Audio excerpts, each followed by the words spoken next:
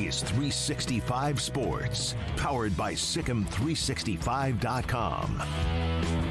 This run from Devin Neal. There goes Devin Neal. Touchdown, Kansas. 365 Sports is presented by IdealMRI.com. High-quality MRIs for $497 or less. IdealMRI.com. Your health is important, so is your budget. To run right up the middle. There goes C.J. Donaldson. Donaldson at a gain of 43. 365 Sports is also brought to you by Texas Farm Bureau Insurance, protecting Texans since 1952. Down, he throws it up with a flag down for Hudson, who makes the catch. Hudson's off to the races. He is gone. 75 yards. Have you subscribed to our YouTube channel? Search 365 Sports on YouTube. Brought to you by TFNB, your bank for life. Second down and 9 after the 1-yard run. Another chance for Giddens. He's got the first down and more. Look at Giddens go inside the 10.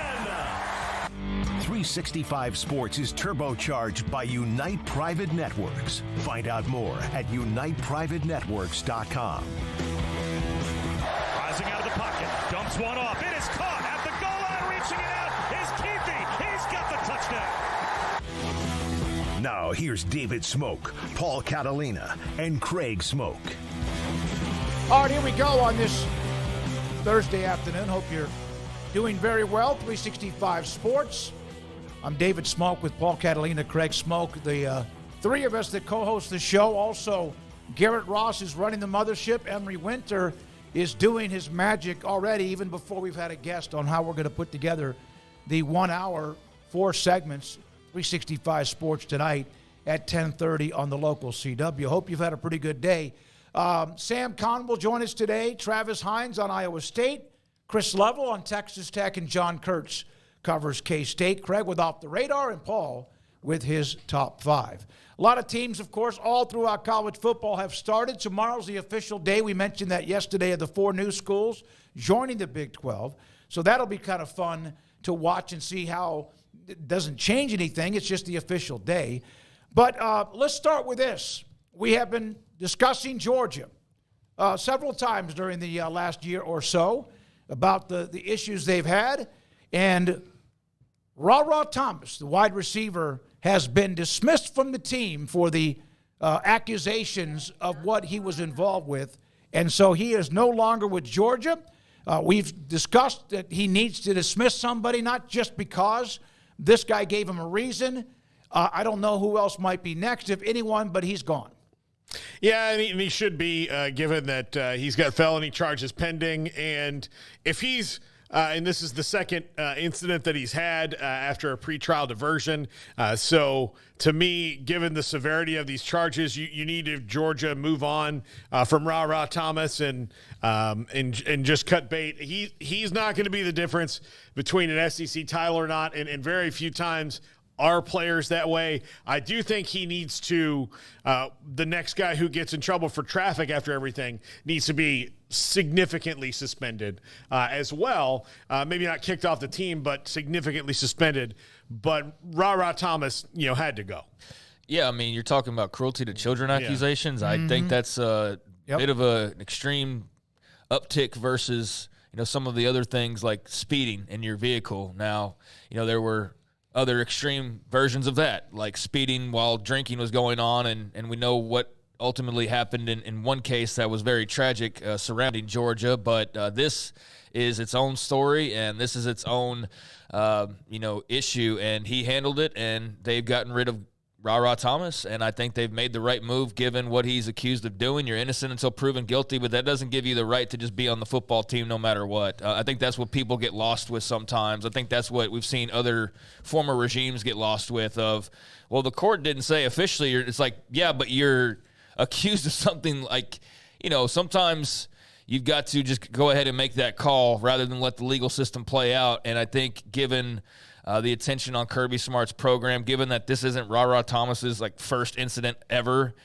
then this was the right move to make. I think for Georgia football, and I don't know what happens with Thomas and whatnot after this, but I do think they made the right decision. Kirby Smart today in a press conference saying, I met with RaRa on Tuesday, had a chance to talk to him face-to-face, which was important, but informed him he could no longer be a part of this team. So he's gone, and RaRa Thomas now moves on to whatever else is next, trying to get himself right.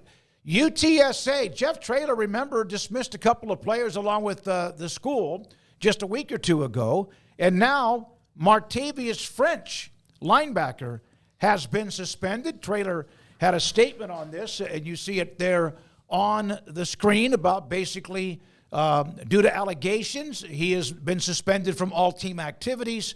And so Jeff Traylor with a lot of new players on his roster, and 2 were dismissed because of aggravated, robbery, and now this one here with French. And so at least he's trying to clean this up early on. We'll see what the official thing happens with French as time goes on. Well, he has taken some chances with a couple guys in the portal. I mean, Denver Harris is on the team. Also, he's had some problems at a couple places.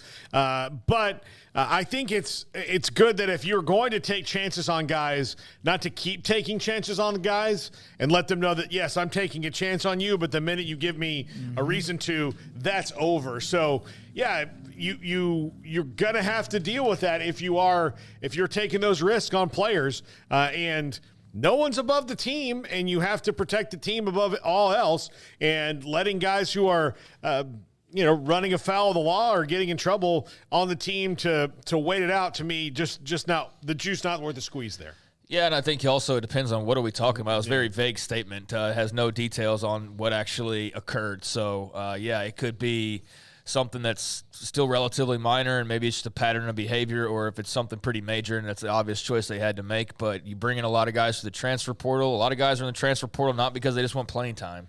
A lot of guys are in the transfer portal because maybe they got booted off their previous team, or other situations like that. So, I think there's some chances being taken on some edgier guys. Like you mentioned Denver Harris. I don't know to what degree he really is. I know he made some stupid decisions. He made some dumb decisions. And so, you take enough of those guys, and odds are you're probably going to have more dumb decisions at some point. So here's a guy who was on University of Tennessee's roster initially and was suspended 3 years ago for misdemeanor charges, simple drug possession, drug paraphernalia. So that's not, necessarily what's going on here. And that's not you're banned from football offense, but had a little bit of a track record of getting in trouble. Obviously, he's gotten in trouble again, and clearly this is more serious to the point where Traylor's feeling like you need to kick the guy off the team. So I think that says it all. And, let's see if they can try and calm the waters a little bit when it comes to some of their roster issues, because that's 3 guys in the last few days that they've had to make this decision on. Now, this is from Jed Drenning. We had him on yesterday, who covers West Virginia. But in that big, huge preview that I mentioned that he put together, there's a lot of nuggets in there, and I didn't think much about this, and this is not to, take a shot at any particular program that's been in a long drought, but here are the 16 teams in alphabetical order, slowly but surely, their last conference title. Arizona, 93. And then you see with Arizona State, Baylor, BYU, the last time was the same year with Arizona State, 2 different conferences. Cincinnati, just that year they went to the semifinals. Colorado, hard to imagine their last conference title was when they bludgeoned and put Nebraska to sleep in 2001 and then beat Texas in the championship game. Yeah, it's not really that hard to imagine if you think I about. They'd sneak in one, do you really have any lasting memories from Colorado football the last 20 years? I mean, outside of Nebraska? No, I try not to go back. I try not to go back past 2002. Mine are some fun moments watching Steven Montez play quarterback, or Laviska Shenault when he was playing at his absolute best, but those were individuals from Texas that I was just tracking basically. And football-wise, I think that you actually sit and think about it. You're like, we really haven't. We've talked more Colorado football in the last year than we probably talked in the previous 5 years. And we would cut that 80% down if it wasn't Dion, probably with what he's trying to do at Colorado. Dion put them back on the map. Yeah. I mean, they were not totally irrelevant, but they were not on anybody's radar any longer for the most part, unless you were in the pack and you were playing them. And so, it's been a while since they were actually like really good, but they were really good in the early 2000s. They've had some good teams since then, but just obviously not conference champions. I believe they played with Steven Montez for a pack title, if I'm remembering correctly, and I'll double check on that. But yeah, it's been a while since they've actually hoisted the trophy. Yeah, well, and that game I'll never forgotten, and I still wake up in the middle of the night with it like there's a spider on my face. Houston, 2015. Is that the year they also beat Oklahoma? It's the year they had Tom Herman. Yeah. Okay. Iowa State. I think that was the year they beat Florida State in the bowl game too. Okay. All right. Well, they were really good. They had a good run. Iowa State started playing football in 1892. 20 years later, they won a conference title. And I'm not surprised that it's been forever. I just didn't know how far back forever went. But 1912 was their last conference championship. Yeah, I mean, I don't think that's really surprising because I don't know that they played Oklahoma for it, and that's about as close as they've come. I mean, I'm sure between 1912 and now they've had other moments. I'm just not remembering from 1972 or something like that. But right. Yeah, I mean, they've had that moment of getting close, but no cigar, and not close enough often enough to make you connect them with conference championships in your mind. So yeah, that's still longer than you would think, though. I mean, that's a really long time. But then again, they've been in a conference with, Nebraska and OU and all these Colorado back in the day, yeah. Texas, all these teams. Even we always highlight the big logos. TCU, Baylor. I mean, these other teams that have won, Kansas State that have won titles as well. So yeah, that's crazy. It's been that long, but if you think about it, it makes sense. Their last two titles were 11 and 12, 1911, 1912. Their only conference titles. Their last division title was back in 2004. Okay, so since 1912, we fought in 2 world wars, Korea and Vietnam. Women were not allowed to vote the last time that they won a conference title. Now we have one running for president. Let's see. I'm trying to think of what else. There was no radio, which means there was no television. Automobiles were very early on. Probably better made then than ever before. The old Model T was really the only one. There weren't paved roads. That's something that I don't want to get off on a tangent. Segregation, there's a whole lot of things that are different. I still don't know how that millions of miles of highways and country roads, whatever, have been paved. And you see them repaving. You rarely see one that's new. Someone did that, and I always wondered, God, that must have taken forever without the technology that they have today. It takes forever today. Yeah, no, that's true. Shut down a road. All right, so there we are. Keep going down the list at Kansas. That's when they had Bobby Douglas, who went to play with Chicago Bears. He was a left-handed, pretty burly quarterback. Kansas State just a year or two ago. Oklahoma State, 11. TCU, 2014, when they split with Baylor. Texas Tech in 94. And then UCF when they had the unbeaten team. Utah just a couple of years ago, and West Virginia in 2011. So those are the last conference titles among the teams that are right now in the Big 12. Nothing to try to wow, Iowa State, just to give everybody a little bit of perspective. Yeah, I mean, Iowa State's just the longest drought, so it's just interesting that theirs is so in a different period of time in the early 1900s versus most of these being, relatively 90s, 2000s-ish, with the exception of Kansas, although they have a good shot of breaking that this year, or at least a pretty good opportunity to do that, it appears. Yeah, Texas Tech in 94, that's a long time ago. And, Texas Tech, a very proud brand. But if there is something and there is something to be said for a lack of, bigger results when you compare them to some of the other schools in the state. And that's something that Joey McGuire and company are desperately trying to change, great investments. They seem to have a lot of good talent. And I think that's a team that's, I don't know if they're a sleeper for some people, but I think they're in that second group of maybe not a lot of people are talking about them, or maybe some people are, but they would be a surprise to jump, or they'd be a team that you could kind of circle that maybe could be one of those teams that jumps up that's not in the normal conversation this year, because it seems like they are kind of a little quieter heading into the season, but they feel very confident. Like you feel the confidence there. So I think that they're taking an opposite approach as far as the hype versus last year, and maybe that pays dividends for them. But it's been a long – 94, that's a long time, man. And really they weren't. This is a note. Texas Tech was represented as the Southwest Conference champion during the 94 season under Spike Dykes. They were 6-6, 4-3 in the Southwest Conference, finished in a 5-way tie for second place, but A&M was on probation, ineligible for the conference championship or postseason play per Southwest Conference rules. Tech was selected to represent the conference since they had not played in a bowl game since 1939, had never played in a game as a member in a bowl game as a Southwest Conference. That 5-way tie, and that's how they ended up being crowned as the conference champion. So I even questioned 94. Yeah, I do too. After hearing that, I didn't know all the details to that. I don't have my Southwest Conference history sharp enough, obviously, because I took that for they're in the conference title game. But you add that perspective to it, and it's a little bit different. I would say that more 2008 when they had that 3-way tie, but Oklahoma won the tiebreaker with the BCS. That would be much more valid than what happened in 94. Well, in 94, do you remember why A&M was on probation, Smokey? Well, I do. It was Greg Hill.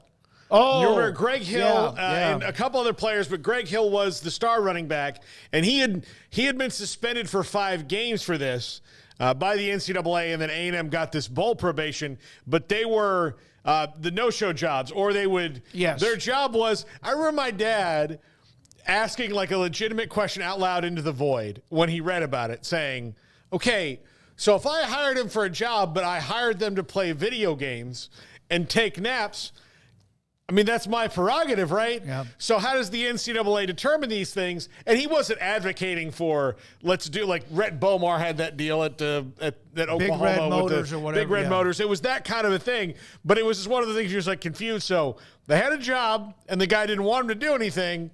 All right. They still showed up, I guess. Now, but it was a weird thing now that nobody would care. But yes, now that was you don't even show up. You just film a commercial and then get paid like $30,000 or something. And that I should – add some detail to that 3-way tie you mentioned. We got to remember too, that was the division years. That wasn't a 3-way tie for the Big 12. That was for the South. That was them, OU and Texas, and then OU gets the nod, and there was controversy there because Texas felt like they should have gotten the nod, and Texas Tech didn't have as much of an argument because they had gotten slaughtered in Norman, whereas they had beat Texas on the Michael Crabtree catch at the end of the game. Texas had beat Oklahoma. But not to the extent that Oklahoma had beaten Texas Tech. So, that was still the division years where you had that 3-way tie, not just in the conference, but in the division. But, Tech, a program who's had some really nice teams, but has, for whatever reason, because of the teams that are with them or, just, I guess, it not breaking the right way, it's been a longer drought than I think most people would probably imagine. And that's part of the drive that you have to, go out and do that and change history and be one of those teams that can raise more banners. And if you do, then raise hell and have fun. Right. Texas Tech beat Texas on that last-second catch to Crabtree, and they broke the tackle 39-33. OU lost to Texas 45-35, and then smoked Texas Tech in the game 65-21. All right, here is the Paul Hornung watch list. And, of course, there's like 50 names, 48 or 50 names. These are the players within the Big 12. We've been doing this throughout the week. The asterisk next to Travis Hunter is he's the defending award winner. He won it last year. You have Dylan Edwards. These are not running backs or wide receivers. These are some that do that, but also involve, for example, Richard Reese because of what he did as a kick returner last year, too. Everhart, Fox. There's Hunter, Kingston, McCray at Tech, Noel at Iowa State. Presley, I like him, man. He's a tough kid, gritty. At Oklahoma State, Reed Scadaboo, we had him discussed him yesterday with Chris Karpman and Xavier Townsend from UCF as the most versatile players in college football. And again, it's just a watch list. There can be some added, some that are dropped. Now, Craig, are you going to do anything about this new streaming service that's combined? I don't think so, no. You're not? Okay, Garrett, because I want you guys to help me with this because you know how I am about that. So how do you say the name? Venue Sports. I saw this from Andrew Marchand and even John Orland last night that this was going to be announced. It's a new streaming. We knew about the service. Fox, ESPN, and also Warner Brothers, Disney, correct? Mm-hmm. $42.99. Warner Brothers Discovery. $42.99 a month. So those who sign up at launch this fall will be guaranteed that price for at least the first 12 months. So this is a hub for all. This is not going to be – so you get all these things if you have Hulu or YouTube TV or whatever, depending on the tiers and packages you pay for. But if you're someone – for example, Jack was asking – we were talking about it earlier. And Jack's someone who doesn't care about cable or any of those channels. He's just going to watch sports and then a couple things here and there. So – he'll, subscribe to Netflix and maybe one other thing and then this, and he would watch it so he can go watch all of his live sports in one spot. So that's what Venue is going to be. Should they beat all of the antitrust lawsuits that they're going to be thrown at, because this is in no way not a monopoly. Like, it's kind of a monopoly when you put all these together to push out anybody else in the space, but which they'll probably get through because these are giant corporations. So that's what it is. So $43 a month, and you're gonna have a hub for all of the streaming that ESPN, Fox, Warner Brothers Discovery, which is essentially Turner Sports, has to offer. Now that they don't have the NBA in a year. Craig, YouTube TV, I bought that last year for the one reason to watch Alabama, Texas. That was the way I could watch that game. And I've kept it because it's really good and it's easy to navigate, although I'm very rarely looking at much anything other than like 4 channels. I have cable, but I've cut that back. What's the best decision? To do this, YouTube TV, which has a lot, at $79.01 per month, or what cable can be anywhere up to $200 or $300? I mean, hell, if I know, I'm trying to figure out myself at this point because, I like having ESPN Plus, but part of the appeal is having Hulu wrapped into it on that combination, or not so much Disney Plus anymore. I just don't watch enough from that to justify that. But if it's like, an extra $3 or $4, then yeah, I'll loop that in there so I can see, I don't know, some MCU movie that comes out at some point in time that I'm not going to go to the theaters and watch, right? But I don't have Hulu as a part of that package, so I still need that because there are shows that I watch on there. Netflix, I'm balancing that out right now. Like, if it wasn't for a lot of their World War II documentaries, I'd have no use for it because that's like basically background music for me sometimes when I'm working on stuff, is like having stuff like that in the background. I could go on and on with various other ones like Max and all of that. Like, I need Max right now because, hey, House of the Dragon's on for another week, and I wanted to watch that. And I don't know, there might be some other things I watch in there. So I'm as puzzled as anybody in trying to figure out how to best watch. And that's why the best option will never be our option, because the best option's a la carte. Actually pick what you want and only what you want, and they won't give that to us. Or they will, but it's going to cost you full price on every single one individually, so where you're paying like well over $100 for like 5 things, right? So yeah, I don't know. I've already got the ESPN, Hulu, Disney bundle, so like now, do I need to get this for some random games on Warner Brothers Discovery? I don't really want to give a messy, although, hey, if you want to put us on your station, that'd be great, but Warner Brothers Discovery is a S show, basically business-wise. So I don't really want to give them money when I don't know what I'm really getting in return at this point. So I don't know. If people have YouTube TV and that satisfies their needs, then great. But myself, I'm still trying to figure out what exactly the right combination is for what I want to do, particularly this fall. So I think the other thing, but you mentioned Warner Brothers Discovery. David Zaslav, their president, I guarantee you, is not going to make it through this year because he's lost the NBA. And also when it comes to Max, when they named that app, they picked the lesser of the brands to name it. Yeah, dude, it's HBO. Like, HBO's got some weight to it, but no, let's call it Max. Max, which is short for Cinemax, what do you think of, Smokey, when you think of Cinemax? Movies? I mean, what kind of movies? Adult movies? Yes.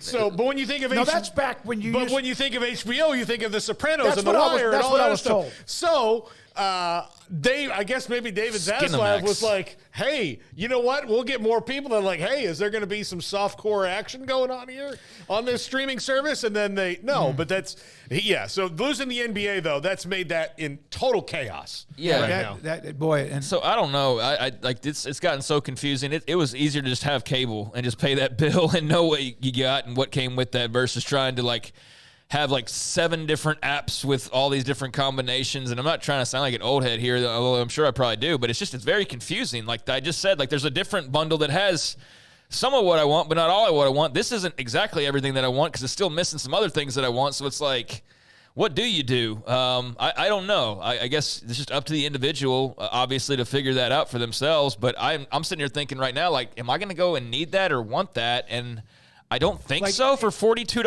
I think most of that is on YouTube TV. I already have it, yeah. But YouTube TV has other channels, so it's going to be more. It's almost twice as much. I love YouTube TV. But if you're not going to watch a show on, say, FX or something whatever it is, if you're not going to do that, then if you just watch live sports, then $43 is not not bad at all. It's not really a bad go. And that's who they're gearing toward. They're not gearing towards me with some various shows that I do like to watch. And I watch very little TV, but there are some things I do like to watch. And so, this is more for somebody who just doesn't care at all about House of the Dragon or the Bear or whatever, and they just want to watch pure sports. Then this is right up your alley for $43 a month. I could see where this would be a good deal. But the streaming games themselves, I think, have become very confusing and very messy, and everything's got a combination with other things. But like I said, they just won't give us the one thing that we want, basically, which is just let us pick what we want and pay for it accordingly. No, you have to have this with this or, some combination thereov, but maybe we'll get there one day. So, okay, that's out there. We're going to get later on. Craig's going to have Off the Radar, and we might get into the DirecTV lawsuit that's out there. That's another story, but a lot more to get to. Sam Kahn's about to join us here around the corner. Not sure if you saw this note. Do you have the Max Olson image, Garrett? Our good friend who was at theathletic.com for a long time, as long as when they started. He's on our show. He's going to come back on. He had to take a couple of weeks off because this announcement. He is now a part of ESPN.com. They brought him on. They want him, as he has become like a degree in the transfer portal and the storylines and the analytical perspective. Max now with ESPN.com. He will come on with us here, hopefully in the next couple of weeks. Sam Kahn, who loves Max Olson, a lot of us do, will join us here in the next segment. So congratulations to a great friend of the show and a friend in Max Olson. This is 365 Sports. Stonewood Dental, Robinson, Texas. Every night that I think about, I'm tired, I'm going to go to sleep. Brush your teeth. Okay, you do all that. You've been doing that hopefully since you were a kid when you could yourself. And then I'm always like, I can go do this later, like floss or use some of those like teeth picks or what. I don't have to force myself to do that anymore. I don't do that only when I know I have an appointment coming up to get my teeth cleaned. I do that now consistently. It's kind of like part of my routine. How many of you, when you have to go to the dentist, are scared to death of what they're going to find? And the only reason you would feel that way is because you probably have not been taking care of your dental work. And I did that forever. And the reason I didn't take care of it, and then it got worse, is because then I was not going to go to the dentist because I knew what was going to happen. Cavities, root canals, just whatever could be bad is going to be bad. But Dr. Steve Childress and his staff of great tech specialists, hygienists, and other dentists have helped me understand my dental work is huge, and it cannot be just when you're about to get your teeth cleaned. Hope you've been doing that, and if you haven't and you're looking for a dentist in the Central Texas area, Dr. Steve Childress, Stonewood Dental, Robinson, Texas. Celebrate American quality and value during the Red, White, and Blue sales tag event at Richard Carr. Drive the best. Get professional-grade power and first-class interior in a GMC Sierra. Qualified buyers save $9,000 on all 2024 GMC Sierra SLT models in stock with qualified trade-in. Military and first responders save an extra $500. Plus, find Red, White, and Blue savings tags on vehicles all over the lot. Drive home American quality and value during our Red, White, and Blue sales tag event at Richard Carr GMC. Richard Carr. They have the truck for you. Let the journey to financial brilliance begin with Genco's limited time offers. Max your earnings with a Kasasa cash account and get paid monthly with a 4.25 APY. That's $425 annually. Then invest in a 13-month share certificate and earn 4.9 APY. That's $529. Earn cash and outshine the rest. At Genco, we offer you the sun and the moon. Kasasa based on average daily balance of $10,000. Certificate based on $10,000 investment. See GencoFCU.org for details. NCUA. Waco Regional Tennis and Fitness on Lakeshore Drive is a premier elite life-changing experience where you can change your mind, body, and soul. Offering over 50 group exercise classes every week, including boot camp, bar, silver sneakers, and 10 cycling classes with morning and evening classes available. New state-of-the-art bikes that allow you to compete against yourself with a screen monitoring your speed, miles, resistance, and power. Personal training with Christy London, Randall Corley, Alex Botch, and Nathan Roach, where you will be encouraged and motivated to grow, losing inches in weight the right way. There's a kids club included with your membership, plus sauna and tanning bed. 16 tennis courts, plus a beautiful stadium court, and longtime youth tennis pro Britt Coleman and assistant junior pro Kenna.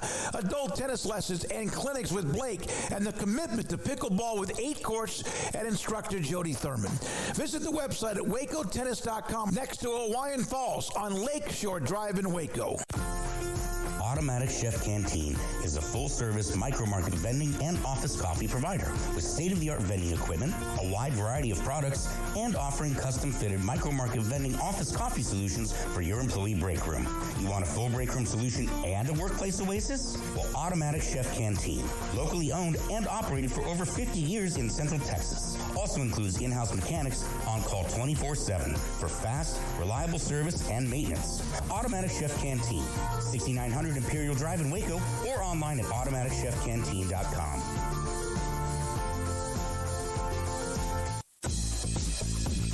Baylor Scott & White Southwest Sports Medicine and Orthopedics, the team physicians for Baylor Athletics, diagnosing and treating all sports-related injuries, including concussions. These specialists also provide orthopedic services for athletes and non-athletes alike, whether it's knee or shoulder pain, a wrist injury, orthopedic spine care, and even an arthritis and total joint clinic. Trust the doctors Baylor Athletics trust. Baylor Scott & White Southwest Sports Medicine and Orthopedics wants to get you back in the game.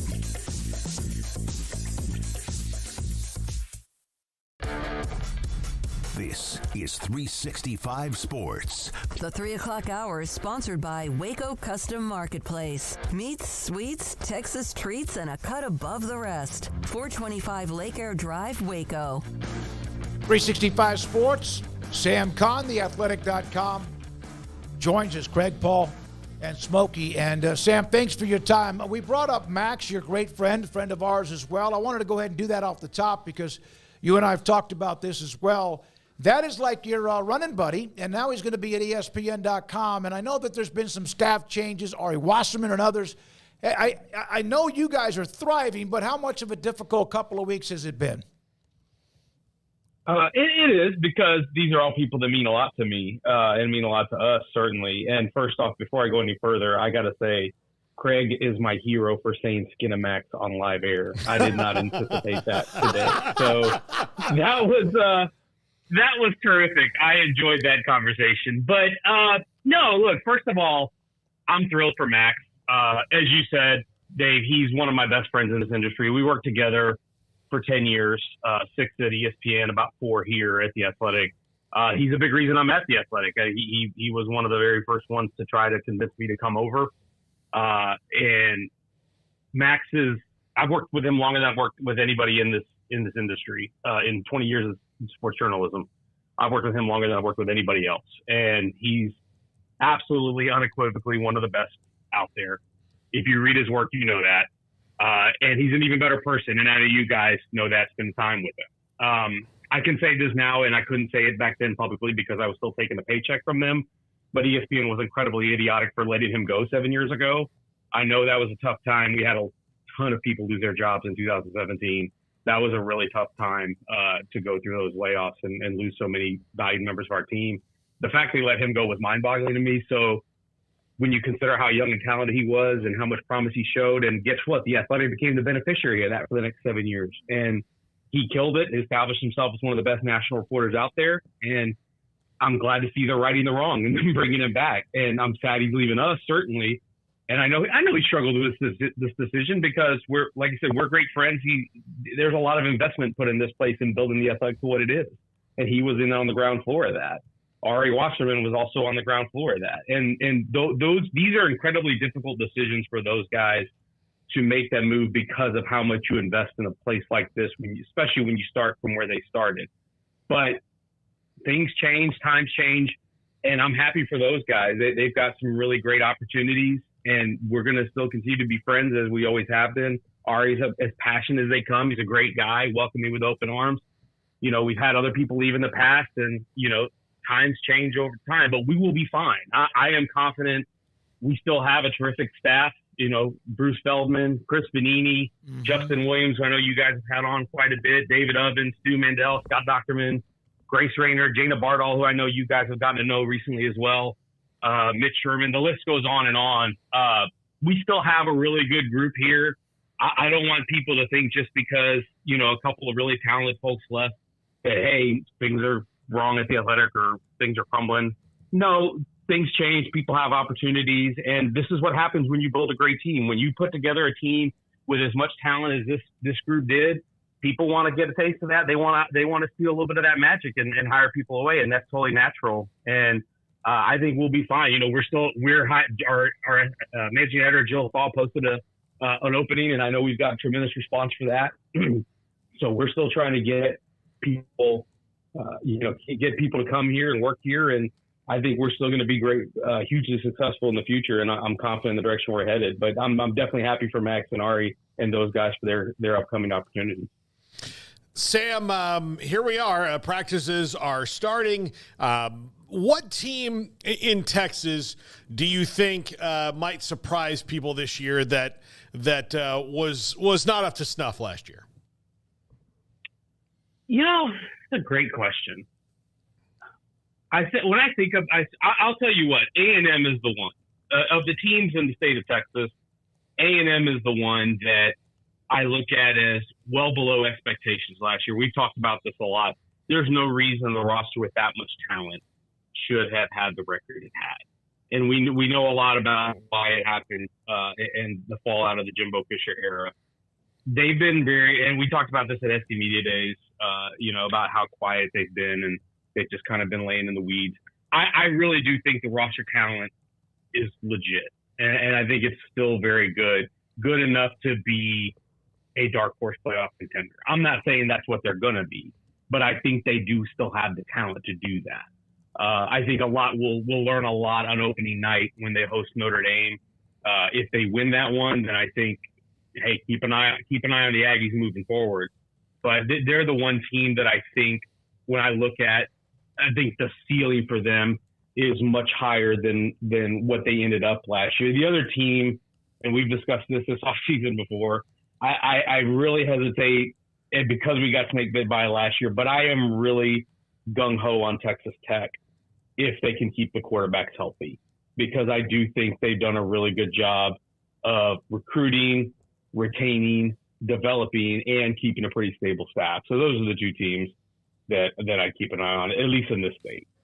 Sam, I know it's not going to have an effect on this year, but what do you think about the changes in scholarships that are coming down the pipeline, the 105 limit, so an additional 20 scholarships, but also that what comes with that is a lot of questions about what that looks like, or rosters, hoarding guys from the smaller schools, and what does the portal look like? And there's a lot of questions, but just on the surface and knowing what we do know, what do you think of the expanded scholarship limits? It's going to be so fascinating to watch unfold, because my first question is, can everybody afford to fund 105 scholarships? Right. Certainly the Power 4 conference schools you would think can, but I would even have questions about some of those schools. They're certainly the ones who are newer and are still growing their budgets. I think of the 4 new Big 12 schools that came in last year, that they're still trying to get their budgets up to the standard Power 5 level. They're not even full share members yet. So I'm curious, can everyone afford to do it? Certainly, what does that mean for the group of 5 schools? And can they afford to do it? Or even can they afford to do partials for people beyond the 85? then you mentioned the part of hoarding. That is the part that's going to be really, really interesting to me, because I wonder if it opens up a situation where your big dog teams, your power conference teams, who were limited by how many guys they could have because you had the 85 scholarship limit. And in the portal era, some of these better quality high school players have been trickling down to the group of 5 schools. Now because of these extra 25 or 20 scholarships, can a Georgia or even a Kansas, or someone in the middle, Kansas State, someone in the middle of the pack, can they go get some guys that they wouldn't have gotten before, and just, whether it's, with the extra scholarships, as a promise of NIL or whatever, and just keep the G5 from getting those guys. And to me, that becomes a real dangerous thing for the G5s, because the one inefficiency they're exploiting right now is, hey, let's go get the guys that are getting overlooked because the big dogs are getting portal players. Well, if they're getting those guys and then they're still losing guys to the portal, to the big dogs, then what's happening to your G5 schools? So I'm curious to see how that plays out. And again, just from the start of it, like, what kind of financial impact does it have to start adding these scholarships to everybody's budget? Sam, which of the teams that I think most everybody has a group of 5 to 7, 8 teams that can possibly play for a Big 12 title. And yeah, it gets a little more flimsy at 5 or 7, 8, whatever. But which of the teams at the top of the conference that are usually on everybody else's or in everyone else's group have the opportunity to not reach those expectations, or maybe have an incredibly disappointing season? That's good. That's a great question. Because I think Utah, K-State, to me, are for sure, I consider them slam dunk contenders. I kind of want to put Oklahoma State in that conversation too, just because of how much they bring back. Then it's that next group the next group of Kansas, Arizona, Iowa State, where I feel like I think they're contenders, but I think it could go either way. I really do. And some of that a lot of that has to do with just luck, health. Something like Kansas. Kansas had, Jalen Daniels had injury issues last year. Something like that could really throw a team off track in that middle group, or that next group, that second tier, so to speak. If something happened to Team Akron Feed at Arizona, then you would think that probably hinders their chances in a big way. Iowa State, obviously, they are a program that wins on the margins. I guess if there's a team in the top 6 that I would say that I feel less confident in, I guess it's Iowa State. And I don't, there's not really a great reason for that, because I think bring back so much production. They're one of the top returning production teams in the country, but to use Matt Campbell's terms, they are a program that wins on the margins. They are not a program that's going to dominate teams on a consistent basis. And so when you play games like that, and when you win on the margins and you win close games, then it opens up possibilities for you to lose games that you shouldn't. And so if there was a team in the top 6, I guess that would be the one that I would pinpoint right now. Sam Kahn, theathletic.com, with us on 365 Sports. Sam, what vibe do you get at UCF? With KJ Jefferson, with the running backs, they've got Kobe Hudson at wide receiver, Gus Malzahn, really one of the more accomplished coaches in the conference. They look like they're building something there, but is this the year that they really see that?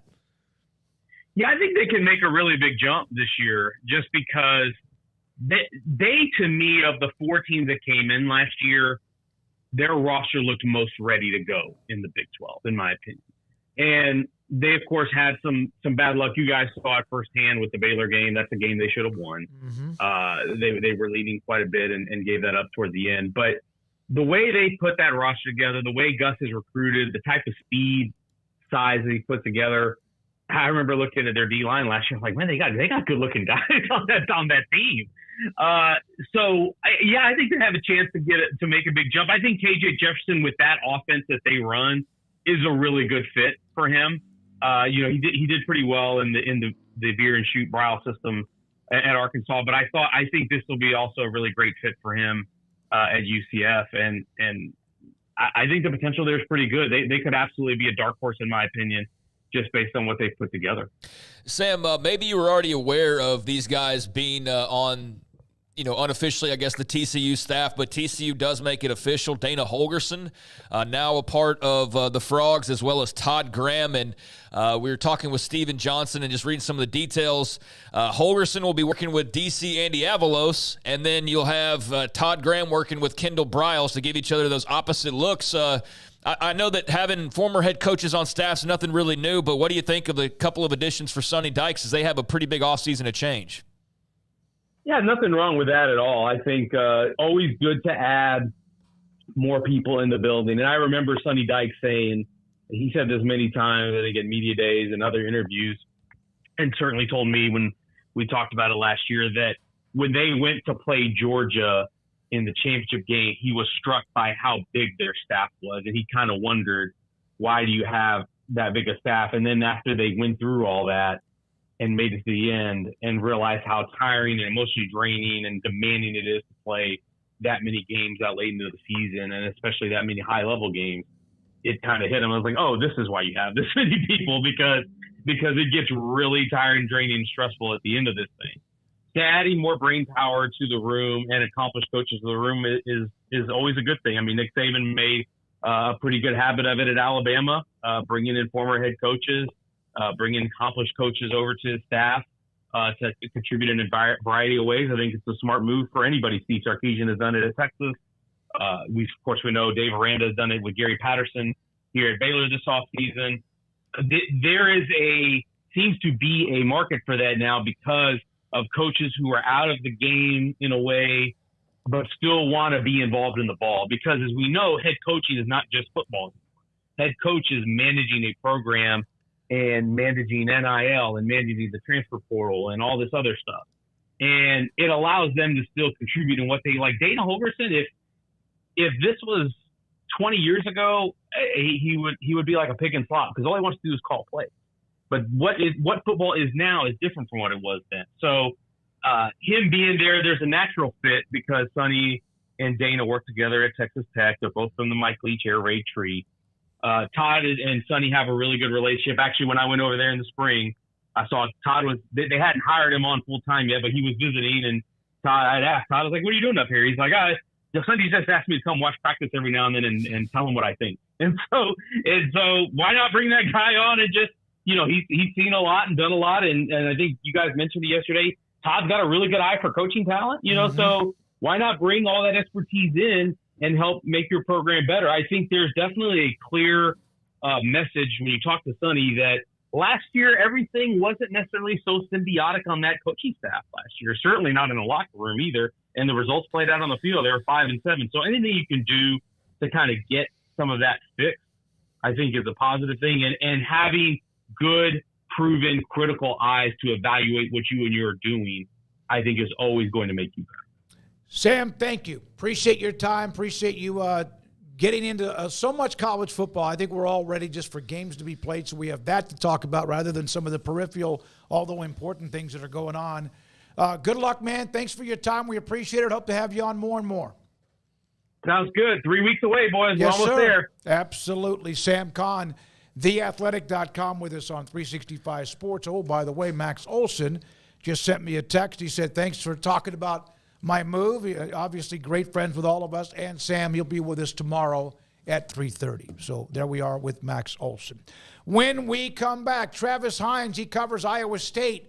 We haven't really checked in with him much. We will now. Writes for the Des Moines Register. That's next. This is 365 Sports. TexasBeefHouse.com. Go to their website, and when you do, a screen will pop up. Because next week, August 7th and 8th, there's going to be a live online auction. What is that? You go to TexasBeefHouse.com, you click, a box pops up, it'll say bid on beef. You can click on that box. It will have a catalog of all of the beef that is going to be online, auction those 2 days, and it's amazing. Like, you can get on early, let's say on the 7th, and you put down whatever your bid's going to be. They've got boxes for every single, what they call basically a slot or a lot of whatever it might be. Might be a couple of steaks, Wagyu or tomahawk or sirloins or what it might be, flat iron steak, brisket. and then you can go back in later on and check on it. You'll get updates as well from the site, bidonbeef.com. And then when it gets down to the nitty-gritty at the very end, with 2 minutes to go, people can start to go in there and play games a little bit to try to maybe steal your bid. And then as soon as somebody else bids on what they did, the 2-minute clock starts again, and then again, and again, and again. And then maybe at the end, if you're fortunate, because all of the product from TexasBeefHouse.com is phenomenal, farm-raised, Angus cattle, Wagyu beef, and all sorts of product. Next week on the 7th and 8th, TexasBeefHouse.com. There are 26 letters in the alphabet, over 600,000 words in the dictionary, and just 3 of them said together can change everything. Let's order pizza.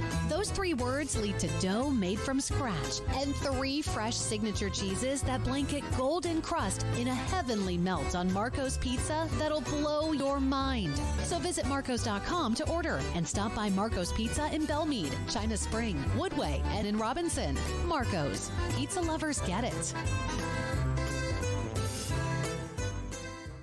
Let the journey to financial brilliance begin with Genco's limited time offers. Max your earnings with a Casasa cash account and get paid monthly with a 4.25 APY. That's $425 annually. Then invest in a 13-month share certificate and earn 4.9 APY. That's $529. Earn cash and outshine the rest. At Genco, we offer you the sun and the moon.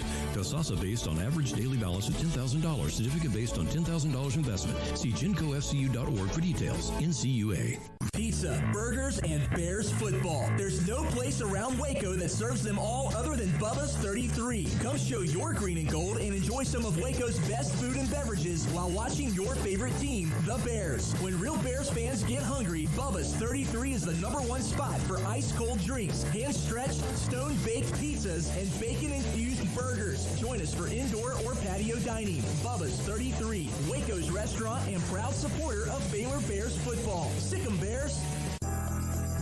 Riverbend Liquor and Wine now has 2 locations to serve you. The original on Lakeshore Drive in North 19th Street and the brand new spot in downtown Waco at 600 Franklin Avenue. If you're looking for the best in craft beers or local Texas bourbons, then the original is the place to be. And for the latest trends and online phenomenons, head downtown to the Franklin location. Either way, you're going to get the same great variety, customer service, and speedy experience. Check out both locations on their Facebook and Instagram pages. Riverbend Liquor and Wine, Lakeshore Drive in North 19th Street, and now downtown on Franklin Avenue.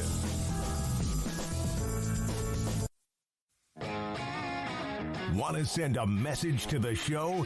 Jump in the Rudy's Country Store and Barbecue chat room.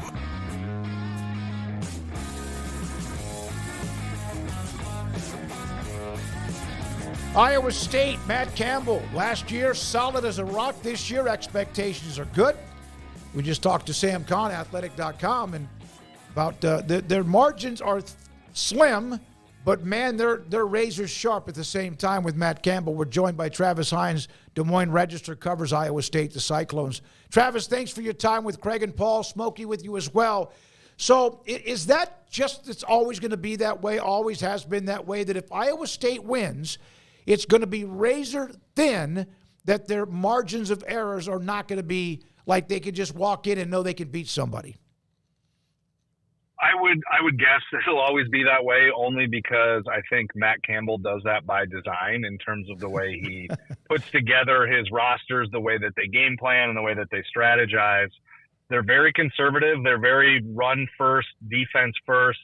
You know, they're very much almost a similar vein to the school that is very much a rival, a couple 100 miles to the east in Iowa City, with what Kirk Ferentz and Iowa have built over there. So I think there is a way to do that, but there is a flip side that you're putting yourself in a lot of coin flip situations, and sometimes that goes for you and sometimes that goes against you. So for Iowa State, it does seem that by design they're happy to play ball control, low possession games, and that's worked out well for them at times in the past. And then there's times where they lose the majority of those games and you have a 3-9 season like they had 2 years ago.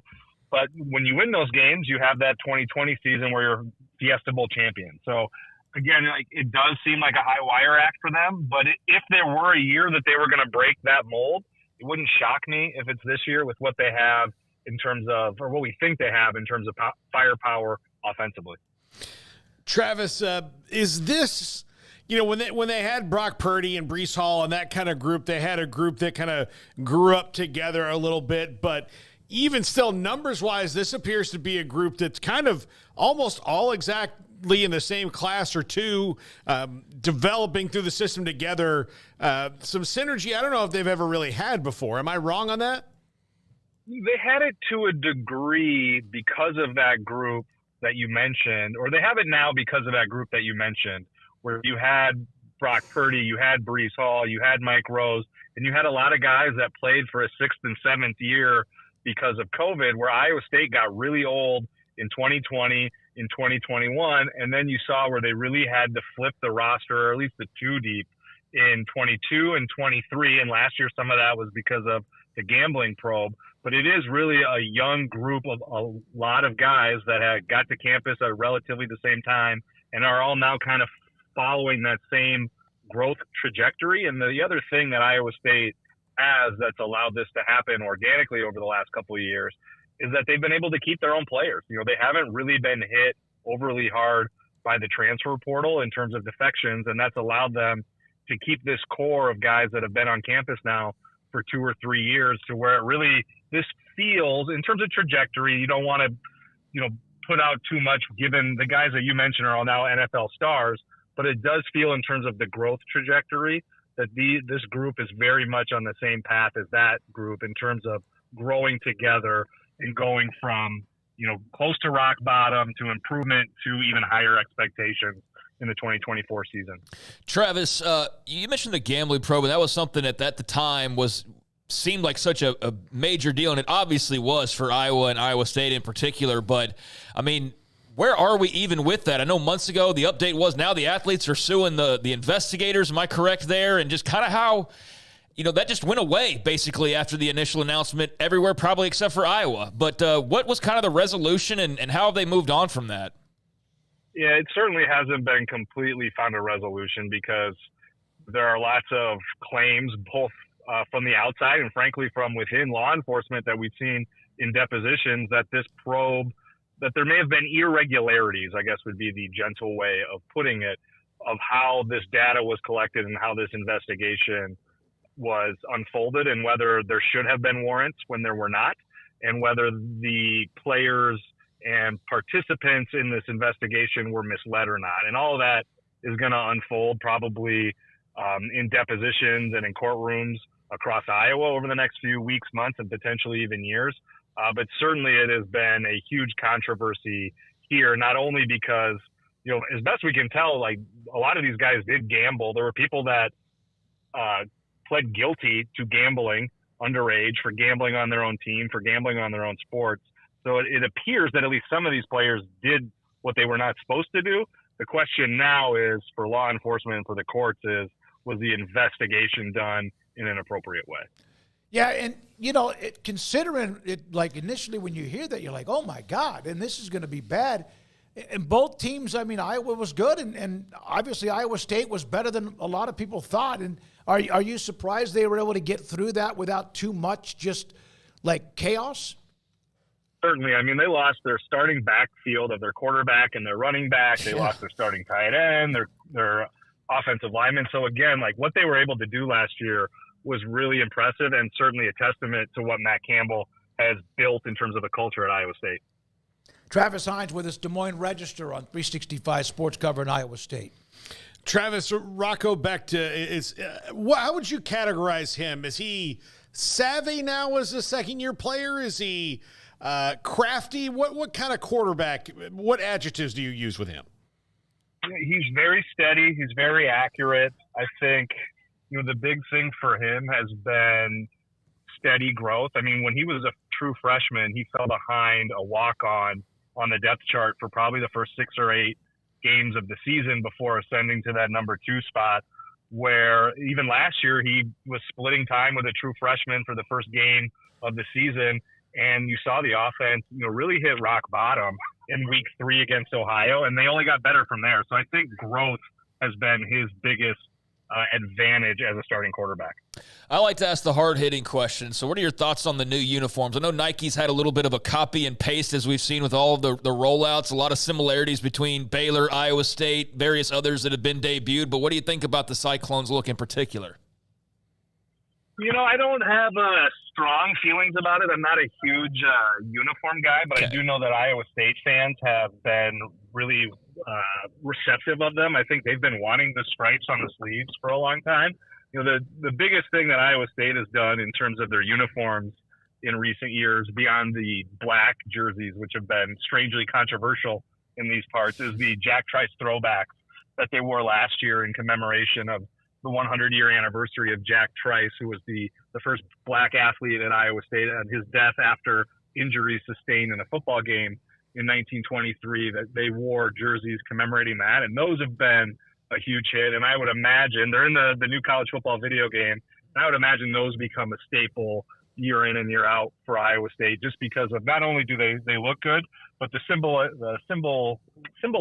of them and the commemoration of them are really important to the football program and to the university and to the community. So I just noticed this. I guess it was a couple of days ago, the Des Moines Register, the sports department, you are now the Cyclones columnist. I know you've covered Iowa State over the years. That's just like in the last couple of days. Congratulations. Yeah, thank you. It's big shoes to fill for my friend and former colleague, Randy Peterson, who was with the Register for 52 straight years, the only job he ever had. Obviously a legend at the Register and in Iowa. So it's a big responsibility and a big opportunity that I'm really grateful and excited to get. Well, now you have to get grizzled, though, like Randy. Yeah. I mean, we loved having Randy, but you got to get that grizzled old sports writer in you pretty fast. I mean, I know you're a young guy, Travis, but you got to start, complaining about press box food, things like that.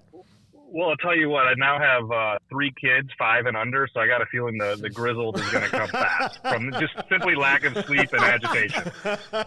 Yeah, Randy was back when sports writers would start working on their columns or post-game, whatever, and they'd have some old food from the press box and maybe even a beer. I don't know about in the college press box, but yeah, he was great. We had him on many, many times. I'm glad he had such a great chance to get away and enjoy retirement. Travis, if you look at who are your 2, 1 through 4, and we'll let you go. I know you got to go with the kids in the weekend. And who are your 1 through 4 picks in the Big 12 preseason poll? Oh, man, I haven't even really looked at it that closely. I mean, I think Utah is clearly the number 1, but I really don't start diving in here until we get to media days. And we were in Las Vegas a few weeks ago for doing for the Big 12 media days, but I really don't, just because of the nature of the beast, don't really dive in terms of understanding the Big 12 until this time of year. But I mean, I think it's Utah. When you look 1 through 16, I think the middle is going to be really fascinating to watch because there's so many equally matched teams, and with the unbalanced schedule that we haven't seen in the league very much or for very long, to me, that'll be the really interesting thing. And I think it'll be a thing we're talking about a lot as we get into late October and November, is just the schedules. Because you look at Iowa State, I mean, they could get to the last couple of weeks of the season when they play Utah and Kansas State, with probably 2 losses and very much in the thick of things in the Big 12 because, what on paper looks to be a pretty advantageous schedule. I think that'll be a huge piece of this puzzle that we're all talking about the last month of the season or so. What's more exciting, Iowa State football with Matt Campbell or what we have with TJ and the men's basketball program? Man, I think Iowa State fans are looking at a very exciting fall and winter. I mean, I think people are really excited about what Campbell's got coming back for football this season. But then you look over to basketball and you have a top 10 team with a homegrown star in Ames' own Payman Lipsey. You've got 3 guys coming back in the backcourt. You've got Milan Momcilovic, who I think is probably going to be a first-round NBA pick next year. I think and Iowa State, as much like it is, they love football. Football's number 1. But when you compare, the fervor about basketball from Iowa State to other universities around the country, this is a program that the fan base gets absolutely batty about. And so I think basketball has a chance to really throw things into hyperdrive, but I don't think anybody's wishing away football season by any sense. The Hilton Coliseum, I've experienced it, is just phenomenal. What is the timeline of the Sci-Town? Somebody just asked me in the chat room if I'd get an update from you. Yeah, it's still a few years away. I mean, they're doing it in phases. The last I was up there, they were still moving dirt and doing the infrastructure, but they've already announced the lead tenant, which is a medical facility, which they needed. They felt like they needed to get something in there that would be bringing people 365 days a year, because they're only getting 7 football Saturdays and only a handful of home games for basketball that are really going to drive people there, especially in the winter in Ames, Iowa. But, it's still a few years away, and I imagine with a project of this size, there's going to be plenty of ebbs and flows from beginning to end. But as far as I know, they remain on schedule to get to the finish line of that. Thank you, Travis. Enjoy the weekend. Travis Hines, Des Moines Register, Iowa State lead columnist now to cover the Cyclones. As he mentioned, Randy Peterson there, 52 years. Sam Kahn not only was a guest on this show, he then went in, was watching our chat room as the show's going on. And there was a couple of people that were kind of like maybe needing clarification on something that Sam said, went into the chat room, into the belly of the beast, and clarified some of the questions that those people in there had. Yeah. That's a pro. Yeah, no, he's nuts. One of the best. Well, yeah. Well, sometimes I think you have to be a little bit nuts. Like, okay, think about one of the great movies of all time, the two great Top Gun. Maverick was the best pilot, but he's all a little nuts, right? Mm-hmm. Yeah. So I think most pilots have to be. Especially what they that's did. Sam. He's Maverick. All right. In the next segment, we have a couple of things to get to. There's a story about Max Johnson, the quarterback, that I want to get to in the next segment. Also, Chris Level at 425, Texas Tech. Been watching some of the Twitter feed from Don Williams, among others. Craig's Off the Radar. John Curts on K-State, Paul's Top 5, and more. And this is 365 Sports. Pioneer Steel and Pipe. Drove by there the other day. I was on my way. I can't remember why I was on the other part. I was at the hospital. Went by to see my urologist for a checkup. And I wanted to go to the north side of town. And so instead of going down 35, which is clear as a bell, but I said, I'm going to go around the loop. Went by, looked at the building. It's been there now for, a year and a half or so. Pioneer Steel and Pipe on Loop 340 and Highway 6. It is phenomenal. And what they do is phenomenal. Pipe, steel, and metal. You need to build something or you need product to build something, Pioneer Steel and Pipe is where you go. Since 1943, and they stayed in that same building that they had from 1943 until December of 2022, and they just kept grinding. And generation of customers, families, friends, etc., or those especially who needed the product of pipe, steel, and metal. Now they have the brand new building, Loop 340, Highway 6 on the east side of I-35. Pipe, steel, and metal. Experts, and they understand metal building. And if you need a contractor, who are the best ones to contact so it won't take forever at pioneerboys.com. Make this the summer event at Allen Samuels. Drive the all-new 2024 Grand Cherokee 4XE or Wrangler 4XE today. Lease payments start at just $589 a month or finance for 2.9% for 84 months. Experience legendary Jeep performance with cutting-edge hybrid technology. Hurry, only at Allen Samuels in Waco. See dealer for details. Come by. Let's be friends.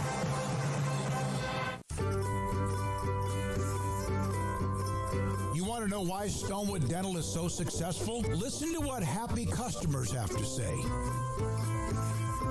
Pleasant. It's different than any other dentist office. I really feel like they care. And it's not that you're here for 2 hours waiting on someone to take care of you. It's quick and easy, and I bring my kids, and my kids love being here too. They really love the treasure box. Staff is really nice and accommodating, real friendly. You feel more like home. It's not sterile looking. Everybody has their own personalized rooms with decorations and decor, and they'll even have a blanket for you when it's cold. I've recommended people to actually come here, and they are patient now. I really love it here. It feels like family. Learn more, stonewood-dental.com.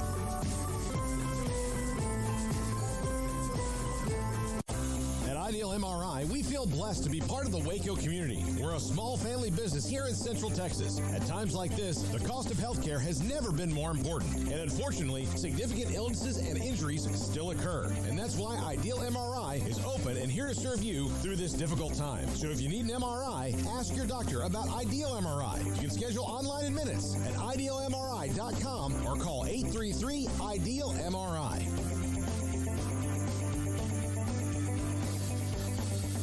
TFNB Your Bank for Life is the official local bank of Baylor Athletics. Find out why more Central Texas are making TFNB their bank for life. Sign up for our Edge checking and savings accounts to earn interest or cash back. With 5 convenient locations and an award-winning mobile app, banking has never been easier. TFNB Your Bank for Life. Member FDIC. Ready to take your business to the next level? Carrion Solutions has got you covered. We deliver world-class IT consulting, including Quest On Demand and Migration Manager, M365 and Exchange migrations, Active Directory assessments, security hardening, and Windows Server upgrades. Our experts specialize in consulting, monitoring, support, and managed IT services. We promise vision, professionalism, and unbeatable value. Satisfaction guaranteed. If you're not happy, we make it right. Remember the name Carrion Solutions. For more info, email sales@carrionsolutions.com or visit carrionsolutions.com. That's CARRION solutions.com. Carrion Solutions IT success guaranteed.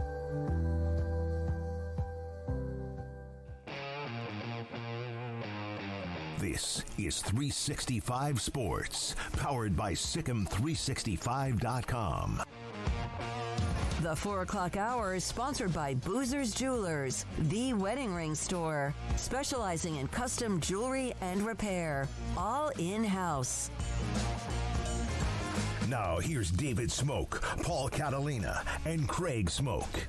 Here's one that I saw today, just kind of on my Twitter feed. Matt Baker, we've had Matt on recently, in fact, covers all of Florida, from Florida State, FSU, obviously Florida, UCF, etc., Miami, USF. Here's a Max Johnson note. So Max Johnson beat Florida playing for LSU. He beat Miami playing for Texas A&M. And now he has a chance playing for North Carolina to beat FSU if he does win the starting job or plays in that game. And has that ever been done before? In this day and age, that's probably been done. I just don't know who it is. A guy that's been around. Not for 3 different teams. Like, I mean, yeah, like Cam Ward is on his, third team. And yeah. That's getting to be I'm more. sure somebody's beaten all 3 of them. Although it's hard because, they've been throughout the years, forever they were in 3 different conferences. Now they're in 2 different conferences. They might be in 3 different conferences again. We don't know in the future. Max, here's the interesting thing. Max Johnson is the son of Brad Johnson, who's a Florida State legend. Also, more than that, he's a Super Bowl champion quarterback. Yes. And what I would also throw to this is his Florida State alum coach, Mac Brown, has never beaten Florida State. So if Max Johnson beats his dad's and his coach's alma mater, it'll be the first time somebody does what he did, and it'll be the first time like Mac Brown in 2 stints at North Carolina has beaten Florida State. How many times have they played in his 2 stints? Like 12 times? He was in Carolina for a pretty good chunk. Yeah, they played enough to where it's not like he's 0-2. Yeah. I mean, he's 0 in a lot. Yeah, I'll make sure the next time we have him on that we remind him that you said that. We don't have to remind. He knows. Yeah, no. I mean, I'm not. I know it sounds like I'm talking crap, and I kind of am, but it's just a fact that he just never has. I didn't even know that. Like, they beat them a couple years ago. They upset them. It was like Mike Norvell's probably first real big win at FSU, and they were like, "Well, Mac Brown still hasn't beaten his alma mater," and I went, "Really?" So wait a minute. He's an FSU alum. Uh-huh. I thought he went to Oklahoma. He was a staff. He was on staff. He went to FSU. Yeah. Wow. I didn't know. Yeah, he did not. If he went to Oklahoma, that'd be a lot different than having just been like a little stint on the staff. Darryl Royal played at Oklahoma. Right. That's Darryl Royal. And that's why I thought it wouldn't be like completely. But yeah, that'd be. I didn't know he went to Florida State though. I'm not sure why. I didn't know where he might have gone. So you're asking about the UNC FSU series under him? Well, I mean. At this point, so let's see. As of October of 2021, he was 0-7, and They haven't played since then. Yeah, Mack Brown's 0-7 against FSU. That's enough. Mm-hmm. That's like Osborne against Switzer when he first took over at Nebraska, where he didn't win a game for like the first 6 or 7 times he played.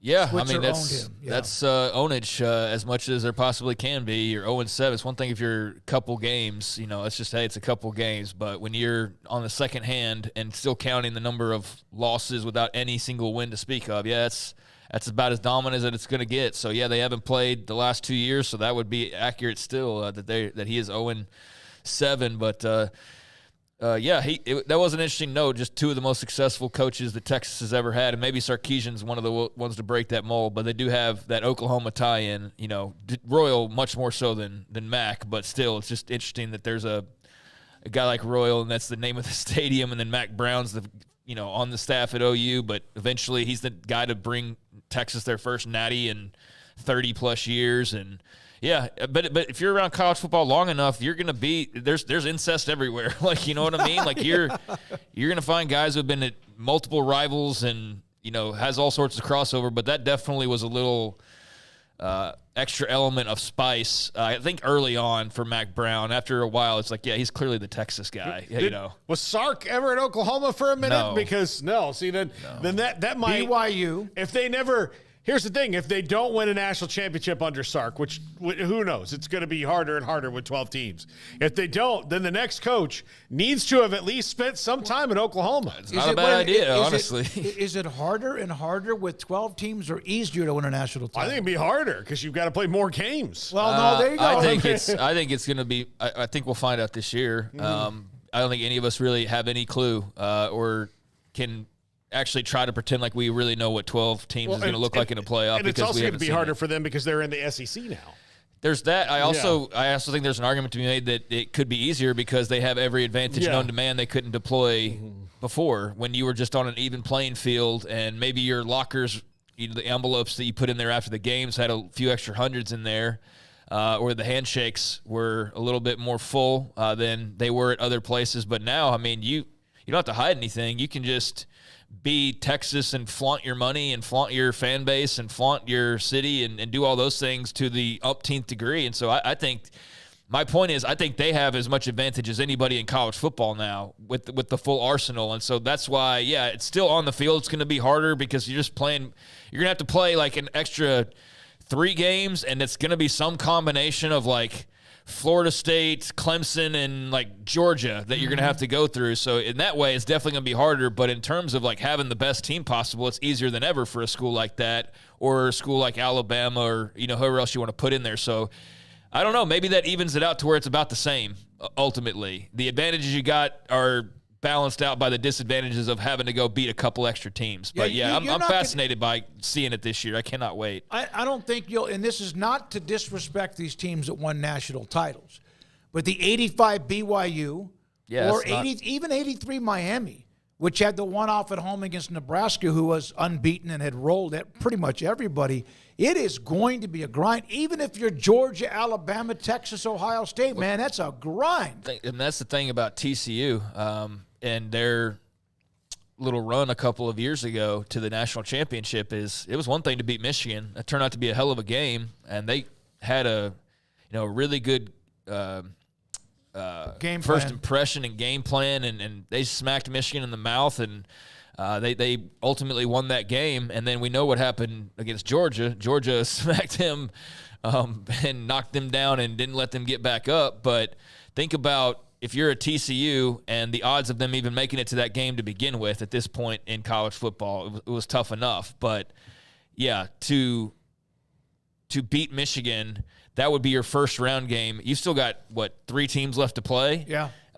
And maybe Georgia's a second round, not even the national championship game. So so somehow you beat Georgia, which we know wasn't anywhere close to happening, but you still got to go then beat like Florida State in the next round, and then you got to go and beat Ohio State, and maybe you have a bye, maybe you're one of the teams that has, but still, like, just whoever does that. That's why I said this a few months ago. Whoever wins the national championship this year is probably the greatest championship team of all time because of what you're going to have to do to win it. I mean, even if you have a couple of hickeys. Even if you're not perfect, because I wonder how often do we see a perfect season anymore? Because if we do, man. Yeah. I mean, and when we do, I mean, ultimately somebody's going to probably do it because it's probably like, let's say Oregon goes undefeated in the Big Ten or something, and then if they go in the national championship, that means they went undefeated there. Is anybody going to fall like they lose their conference title game but still get in the playoff and then go on a run? But, yeah, if anybody goes on that ultimate perfect – that's the greatest team of all time because of what you're going to have to do wins-wise. I think we'll see in the first 2 or 3 years a team that did not win the conference title win the national title. Sure. Oh, yeah. Because, I'm sure. look what happens in basketball. Yeah. And I think the schedule, like the more that they try to squeeze out the group of 5 and everybody else, and makes it more difficult even for the ones getting the benefit of the doubt. Exactly. So you're going to have harder and harder schedules on the way out. It's going to be tough. You're going to have to be incentivized to schedule better teams, and maybe the SEC and Big Ten don't have to worry about this as much, but I still think they will, because say you are 9-3 in the Big Ten against a 9-3 SEC team, and your non-conference games are like Ohio State's are this year, where it's like, well, I mean, for Ohio State non-con, it's really lame. They don't normally do that, but this is one of those years like Michigan had last year. Florida this year. Yeah. And then Florida goes 9-3. Yeah, Florida goes 9-3. They go in 3. Napier's coach of the year. Yeah, they go 9-3. Well, you're taking them over that 9-3 Big Ten team, so you're still incentivized to schedule some tough non-con games. Yeah. I kind of look forward to that. Now I start thinking about that. I love early season non-conference games in September. I love that. It used to be, a cross country, whatever, like Michigan, Texas.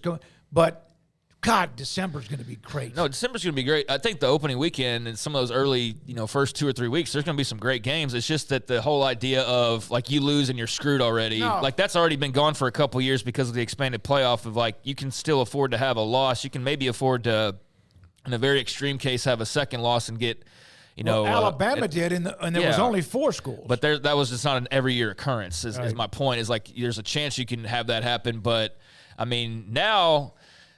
Part of what people don't like is that, well, not every Saturday matters. Well, I totally disagree with that. The total season still matters a great deal. It's just that you can afford to have a loss and then not break your season in early October. And I know that was kind of the fun of it, but isn't that also going to be better that game in Dallas between Oklahoma and Texas didn't determine whether or not, if you were to go win the rest of them, that you have a shot at the national championship because you lost that one when, your defense wasn't healthy and you had the flu that week, or whatever. Like you can have a mulligan or 2 and still be okay. And I know why in some people's minds that's not the college football they grew up with, but I think that opens it up to have some tomfoolery. Let's squeeze this 4-loss SEC team in there. I think we're all waiting for a scenario like that. But there's also going to be some really good teams who maybe in other years have 1 or 2 blemishes for particular reasons, but they're really good. They still have that shot now that they didn't have before. They would just go play in the Orange Bowl or something. Well, now you still get a chance to play at the Natty, and I'm sure there will be teams like that have a couple losses early on that end up by the end of the year being amongst the best. Like I've thought a lot about it. I totally get where people who are anti-expanded playoff are coming from, watering down things like that. But the more I think about it, the more I'm like, I'm looking forward to the postseason more than I ever have before. Because I don't care about the Gasparilla Bowl. No. But if the Gasparilla Bowl is for a shot at the second round to go play Ohio State, then that's going to be a kick-ass. Yeah, I can't wait for that. Yeah. By the way, when we did the list of last Big 12 titles and we put out the list, I love this from Clone and Osland. Iowa State fan. We may only win a football conference title every century or 2, but we are rabid fans. Oh, yeah. And Nobody's denying that. Clone, I've been to Ames. I think I said 4 times, 3 times, 2 for football, 1 for men's basketball. It is just electric. That's a testament to them, because there are other fan bases that are far more successful and far less committed. Fickle. Yes. Thank you. Good word. Fickle. Entitled. This wasn't good. Like, look, in Ames, Iowa, whether they're 2-7 or 7-2, there are kegs outside. There's barbecues. People are just living it up. The tailgating scene around their stadium, Jack Trice, right? It's just phenomenal. And I've mentioned this ever since like 2012. What Hilton Coliseum is just incredible. I think I want to go back to something Craig just said, and I know we got to go to the guest.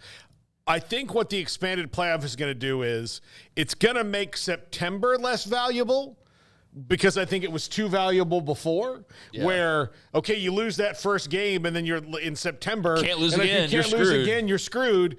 And it makes November twice as valuable, which I would rather have, because where the NFL has been better than college football is, you know, when you're watching games like after Thanksgiving, it's real. It's on, as opposed to college football. You know, your team loses one game on September the 10th, and you're like, well, you know, better luck next year. Here's the other thing, too, is any argument about, well, they're from a weak schedule or from a weak conference.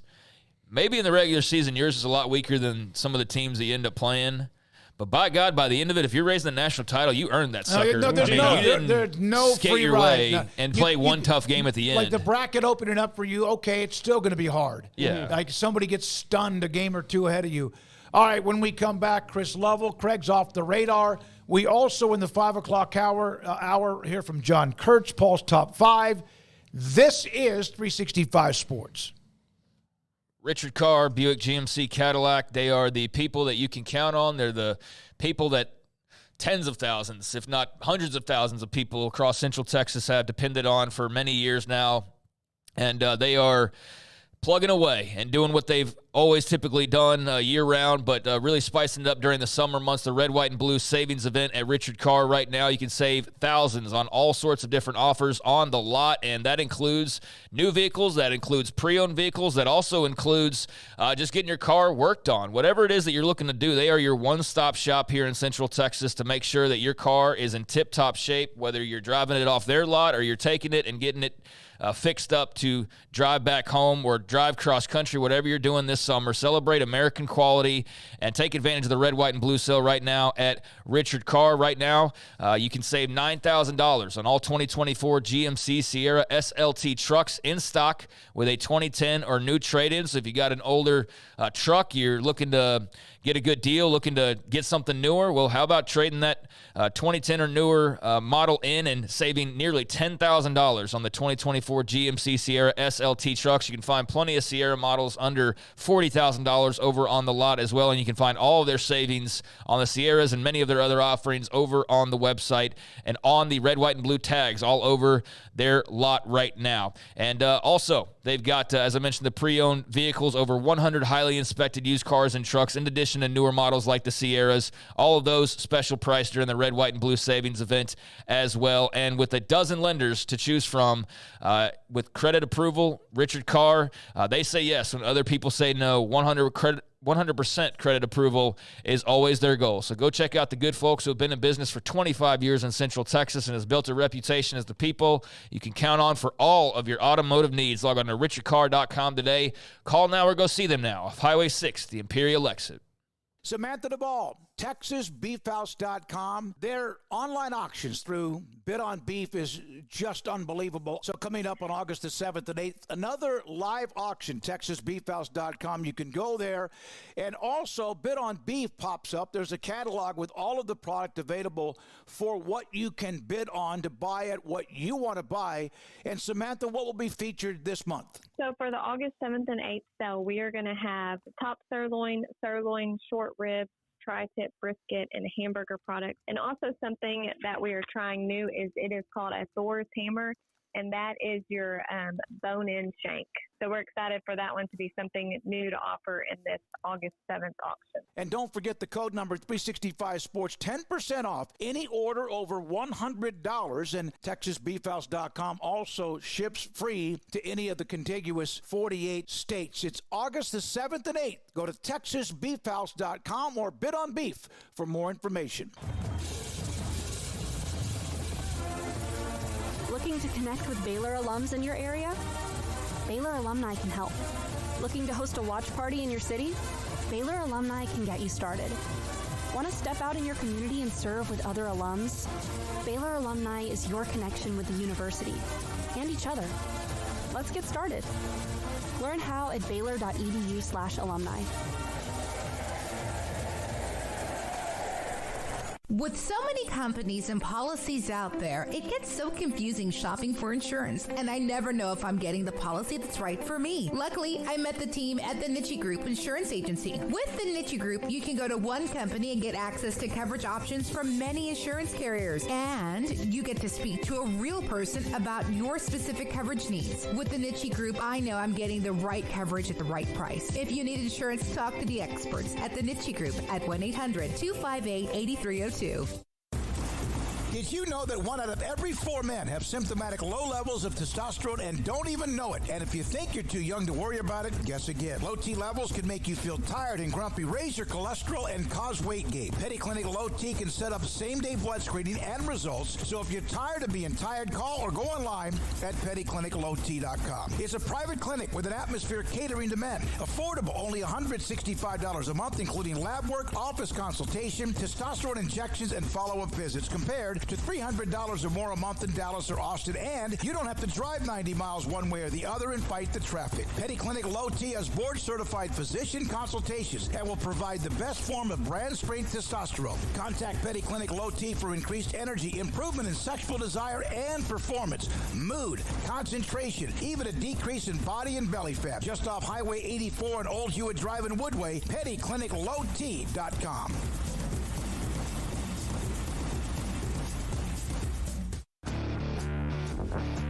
This is 365 Sports. The Sikkim 365 app is brought to you by Allen Samuels Dodge Chrysler Jeep Ram Fiat. Come by, let's be friends. 365 Sports every weekday between 3 and 6 Central Time.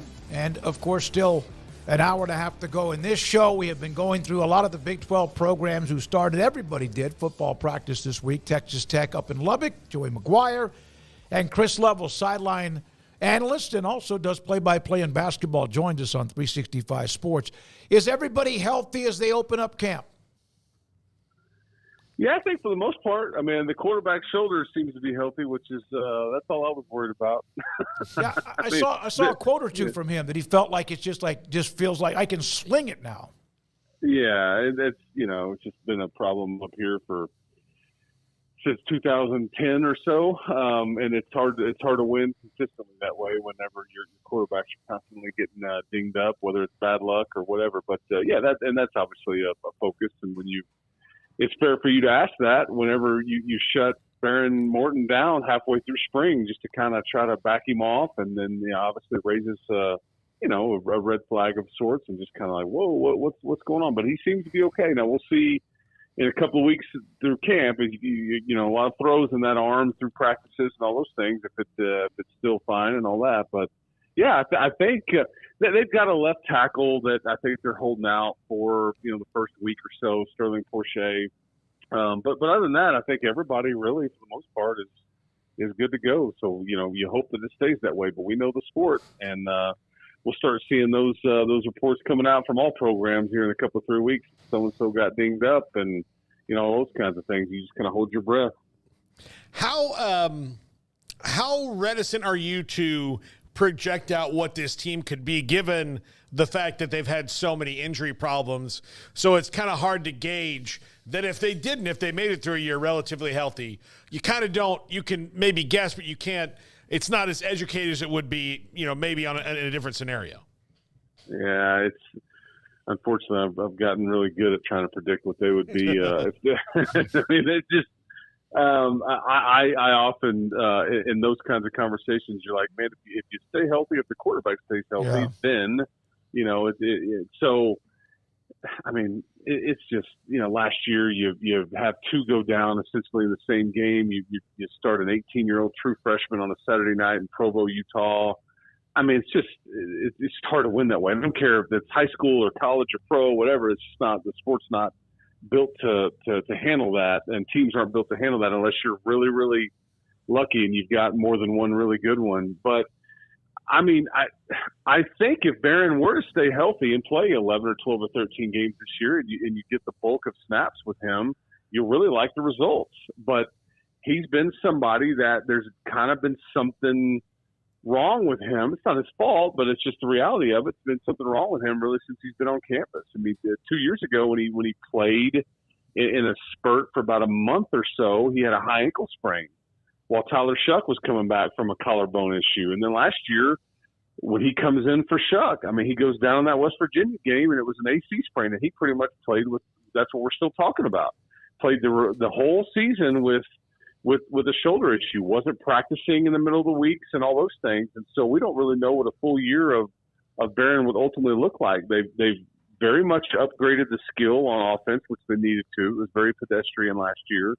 Like most teams, the offensive line needs to take a jump or make a jump and needs to step up and be something that they feel good about instead of a question mark, which right now it is.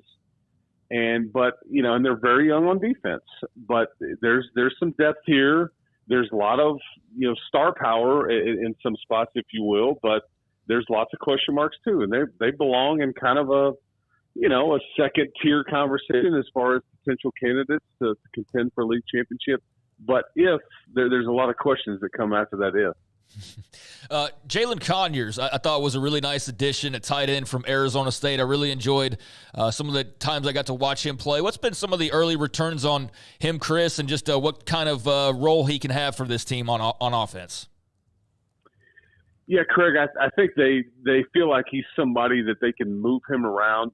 Zach Kittley was in no way comparing them as players per se, but he's like, I feel like we can use Jalen Conyers a lot like the way Pat plays off of Travis Kelce. And what they mean by that is you can line him up in the backfield. You can flex him out. Jalen Conyers at 265, he was the Wildcat QB for Arizona State last year. How about that? Yeah, no. And I think that's in the playbook this year, whether that's short yardage or 2-point conversion, I'm not sure, but there may be some zone read. Jalen Conyers even said to me the other day, man, imagine me running some zone read with Taj at the 2-yard line. I feel like we have a pretty solid success rate there. So yeah, wow. We'll see. But yeah, he's an interesting skill player, and it's kind of it gives Zach Kittley, the offensive coordinator, some options because you've got a guy that can do a variety of different things, and I think he's just really happy to be kind of home. He's a West Texas kid and kind of always wanted to come here, and it just didn't work out initially. And then after going to Oklahoma and then Arizona State, he's able to finish it up here. But yeah, he's certainly a piece that I think people are excited about. But he's definitely a pass catcher and a skill player. I think where he would tell you he's trying to get better at is I've got to be more of a factor in the run game as a traditional tight end with my hand in the ground. I think that's what the next level folks have told him he needs to be a bit better at. So that's kind of what he's focused on. I saw the note maybe a few days ago. Joey wants to make sure practices are louder, more intense, whatever, because they have struggled on the road. Most people do not play well on the road. What do you notice, if anything, that might be different about them trying to create that type of edge on the road? Man, they have that's the obviously slow starts and then road games is kind of if you're going to criticize, and Joey's aware of it. I talk to him about it all the time. That's kind of the two criticisms in his tenure here. They've been really good at home. They've finished the season strong.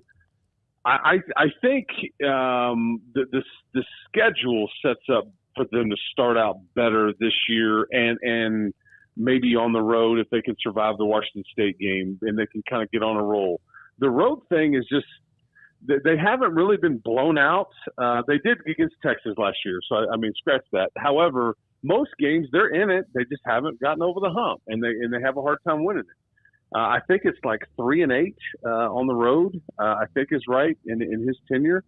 That doesn't count the 2 bowl wins or anything like that. These are true road games. I think I'm right on that number. But I'll tell you what he's talked about, and yeah, you try to do some different things with your game day routine on the road depending on the start. I think I don't know how you do this, but trying to identify what you are as a team sooner, and maybe that's going on now. Like this whole Taj Brooks thing, it wasn't really a thing, and you didn't really figure it out until late September, early October. And I think that maybe you survived Wyoming. Maybe you survived West Virginia last year, which were 2 losses early on. If you feel like, okay, we're really good at this, because I think they were trying to throw it and it just wasn't working. And your receivers, again, are very pedestrian. It just wasn't a good situation, but they just didn't know what they didn't know. And so I don't know how you go about trying to identify what you're good at quicker, but that's certainly something I'd talk to him back even in March and April. And so that, I think, goes a long way in maybe helping you win on the road, because it could have saved them, I think in 2 early road games last year that they could have potentially won, that they just barely lost. Chris Level with us, RedRaidersports.com, also the sideline analyst, also does basketball with Texas Tech too. You mentioned Baron Morton, obviously the shoulder cleaned up and how he is. What is he as far as in the locker room? What is he one of those that people rally around? I'm sure because he played with a lot of pain and has before, and then he got put into a tough situation early on, that he must be a guy I would think that the players would run through a wall for. Yeah, he's just kind of a typical football junkie type kid, smile on his face, and Baron's just one of those guys, like a lot of quarterbacks are, I think, that we can all be jealous of, that they're kind of good at everything that they do. I mean, five sport all-state athlete in high school. I mean, try that one on. I don't know when he had any free time, but he was all-state in 5 different sports, and so he's just he plays golf left-handed, even though he throws the football right-handed. I mean, he's kind of a fascinating athlete, really, but he's just good at everything, and he's got this great personality. I don't think he's necessarily the loudest guy or the biggest rah-rah guy per se, but he's just kind of one of those guys everybody likes to hang with. And you're right, probably earned some street cred is what I hear you saying last year when you played through a lot of what he played through.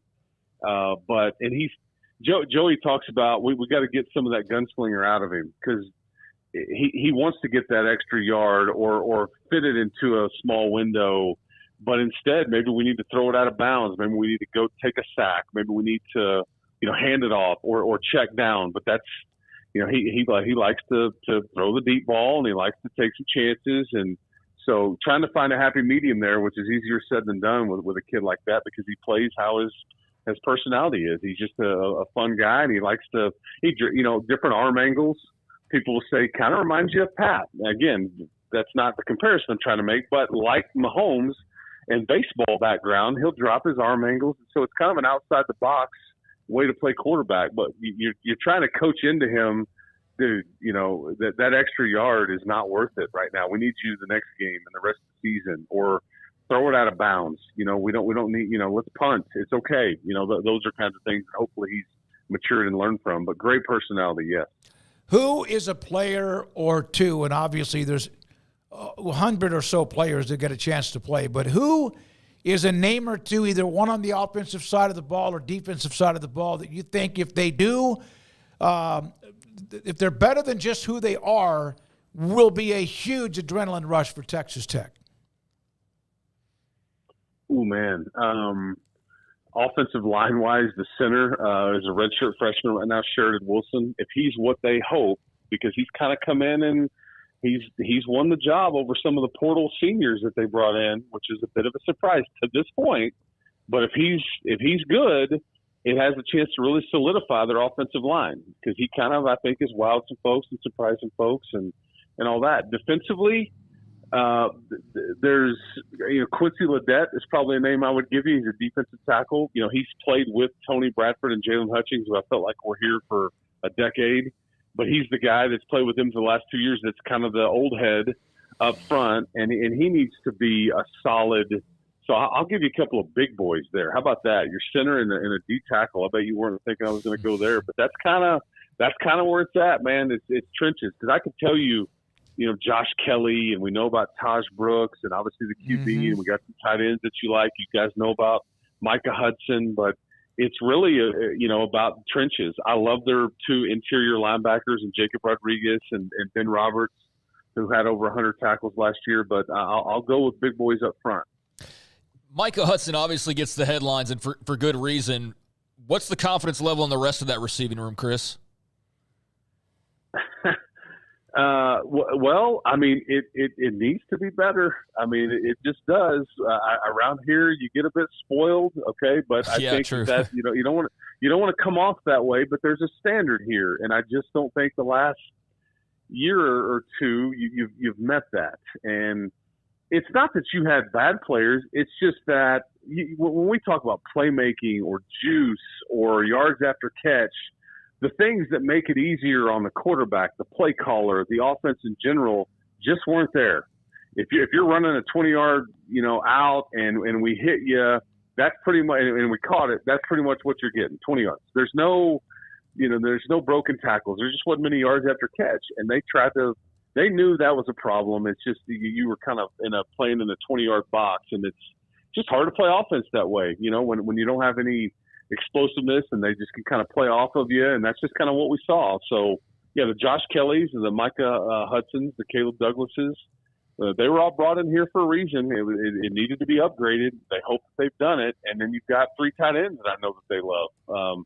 Mason Tharp is the one that everybody, around here knows, but obviously Jalen Conyers, and then they brought in a kid named John Carlos Miller, he's about 250. He's a big wideout, but he's going to play tight end is what he is. And then they feel like he's got some juice to him. So that part just needs to be better. I don't know any other way to say it. And they know it, but I think there is confidence in it, but the proof's in the pudding. We'll see kind of what it looks like when you're playing late on a Saturday night in Pullman, Washington, and if anybody can make some plays and, things like that. So, final thing for me, A.J. McCarty was at Baylor, transferred to Texas Tech, obviously very familiar with the staff, a guy who had a lot of talent and upside. I was just curious of kind of where do things stand with him and the expectations, if any, for A.J. and what he can do for this defense.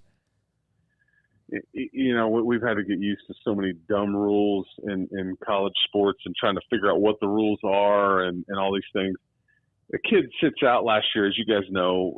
He's ineligible because he transferred. Okay, so, he gets in the portal window after the fact and all that. And then yet the basketball player up at West Virginia, filed that deal with the mental health thing, and he wanted to be don't make me sit out. This is bad for me. And so the NCAA last year, what was it, in mid-December, is like all transfers are immediately eligible. Yeah. So here's A.J. McCarty. He sat out all year, and then like minutes before the bowl game starts, they're like, hey, by the way, A.J. McCarty's eligible, and he's going to try to play a little bit tonight. I just thought, what are we doing? This is the most bizarre thing. I mean, so either make him sit out that one or let him play the whole year. Like, I don't get it. Whatever. He factors in. I think he's kind of going to be a first or second string guy at one of the safety, kind of one of their hybrid positions. I think that they've got him in a boundary safety and some star, which is kind of their hybrid, outside linebacker / safety position that they play closer to the line of scrimmage. And so he's factoring in there with C.J. Baskerville and getting some reps with some guys like that. But I know they like him. They knew him. You guys knew that from the previous stint. And so I think they're hoping that he's, matured and is ready to contribute after sitting out last year. Chris, thank you. Appreciate it. We'll see you soon. Talk to you again soon. Chris Level, Texas Tech, Joey McGuire in year number 3. And, look at all the Big 12 teams. Rising, can he stay healthy at Utah? Jalen Daniels at Kansas, et cetera, et cetera, et cetera. But, boy, they have been decimated with their the attrition with injuries at the quarterback position. Yeah, they have. And so – there's obviously a big focus on keeping Baron Morton healthy. I feel encouraged after hearing and, what Chris had to say. I feel encouraged after a lot of the things we've heard this offseason, hearing from Joey McGuire a couple of times and just different things that I've read. I also, though, after that conversation, have some serious questions. Like, it doesn't sound like anybody's really flashing at wide receiver outside of the true freshman that could be great right away in Micah Hudson. But, you need more than that. Obviously – the quarterback health piece, I mean, that's uncontrollable right now, but it doesn't sound like, the offensive line's expected to be dominant by any means. So I think there's questions that remain there. And then, defensively, there's still some questions there. So it doesn't, change my overall opinion on Tech in any way, but it does just put a couple more holes there than I maybe thought a day ago. You know what I mean? I'm just a little bit more reserved now going, Well, yeah, there's a lot of expectation for Micah Hudson, and it doesn't sound like anybody else has done anything to really make a deep impression. And if you're leaning on Taj Brooks, like he can win games that way, but as far as competing and winning a Big 12 title, you're going to need a lot more. And so there's some variables there, but everybody's got them, and that's fine because you're all dealing with some sort of problem that you're looking to. You can't be perfect, not even Georgia. I mean, it's everybody. Dre McCray, remember, was a part of the Paul Hornung Award watch list, right? He's one of the receivers, kind of a jack of all trades. I like the Coy Aiken. He's a small school. I believe he went to a smaller school that was he went to Stephenville. I remember when he was in high school. Yeah, thanks, Garrett. He was fantastic. Big, tall receiver. Kelly, Douglas. I think they're okay, but if Hudson is good, like as good as advertised, that makes up for maybe another one or two guys on the depth chart. Yeah, I'm not saying they don't have anybody else, but I mean, listen to Chris's reaction to my question about wide receiver. No. Like, do they have anybody besides Micah Hudson? Is like, well, yeah. Like if they, everybody in America is going. If everybody plays their absolute best, this room will look great. You know, Baylor's doing that with their O-line right now. Tech's probably doing that with their O-line, but like they're obviously still major questions. So they're questions we can't answer till the season kicks off in about 3 weeks, or no, about a month from now, 3 weeks from now. And like I said, though, everybody's got questions right now, and I wouldn't expect any different in Lubbock, but I do think even with those, they're one of those teams, like he said, that's right there in that tier 2 of not considered favorites, but certainly if things fall the right way, Baron Morton stays healthy. The offensive line's better. All those guys you mentioned, Caleb Douglas and Coy Aiken and Micah Hudson turns out to be great, and Jalen Conyers is as advertised, then, yeah, they could be really good, and they could potentially compete for a Big 12 championship. So I think it's an exciting season you're rolling into as a Tech fan because there's a lot of promise. There's also the other stuff like your facilities that you're going to be able to show off this year that's going to make that a new experience and very exciting for you. But there is that also element of like there's a little bit of pressure that, you know, hey, we want to take this a bit further than we've taken it these last couple of years. I think that at their best, they're equipped to do that. So let's see if they can play at their best. But that's everybody, you know, like we said, in America. Retired stockbroker was asking me to bring up Mikel Harrison Pilot, who was at Houston, went to Temple High School, didn't bring that up. Kim Coulter. Yeah, I wanted to actually get around to that, but we sort of just ran out of time. But he was brought on, and they found out a way to rig that up where he's not on scholarship originally, but now with the expanded scholarships, he'll probably be on scholarship, or he'll get that here pretty soon. I don't know, but that was an interesting addition. Someone will leave. He'll be on scholarship sooner rather than later. He's a guy that could do a lot too, right? So I think he's intriguing. I just don't know how much I'm like banking on him having a major impact, this season that's going to tilt it one way or the other. But yeah, he's a good addition. Kim Coulter doesn't like the segments when we have Chris on. He's just not a fan of his. He goes, he's a little bit too negative. But I think that's what comes with just covering a team that closely for a long time. I think if you listen to beat reporters from most schools, they're more negative than most other people. When was the last conference title? I mean, they've been in a long stretch. They've been good at times. 1994, based on what we said earlier. Kim goes, that's not the case as far as the depth at wide receiver, whatever. Time will tell. We'll see. And love Kim's feedback. He's as passionate. I mean, my God, he has a 10 he's going to put up this year, tailgating with our logo on it, which we appreciate the hell out of that. But appreciate Chris Level and his time with us on 365 Sports. Craig and Off the Radar is next. Marco's Pizza. Pizza lovers get it. Marco's Pizza, my favorite, is the pepperoni and Italian sausage magnifico, which is exactly as it is described. It's got a bunch of pepperoni, covers the entire pizza, the pie, and then on top of that, a bunch of chunks of Italian sausage. Thin crust, regular crust, what you want, they can do it, whatever type cheese you want to put on top of that. And if you don't even want any of the meat, they've got the veggie-type pizza that you want with onions and bell peppers and tomatoes and mushrooms and whatever else you want to put on it. So the array of what pizza you want. Marco's Pizza, the fastest-growing pizza company, brand in America. You can go online with all sorts of specials, code words for you to do that. Call in, pick up, deliver, whatever, at Marco's Pizza. Pizza lovers get it. Bambi SQ, what is the number one reason or two or three reasons, Bambi, that people should contact House of Travel? As a travel agency local here in Waco, we can take care of all your bookings, your payments, answer your questions, help you when there are issues or problems, things that may come up that you don't know what to do or how to fix them. People don't realize we don't charge a fee for what we do.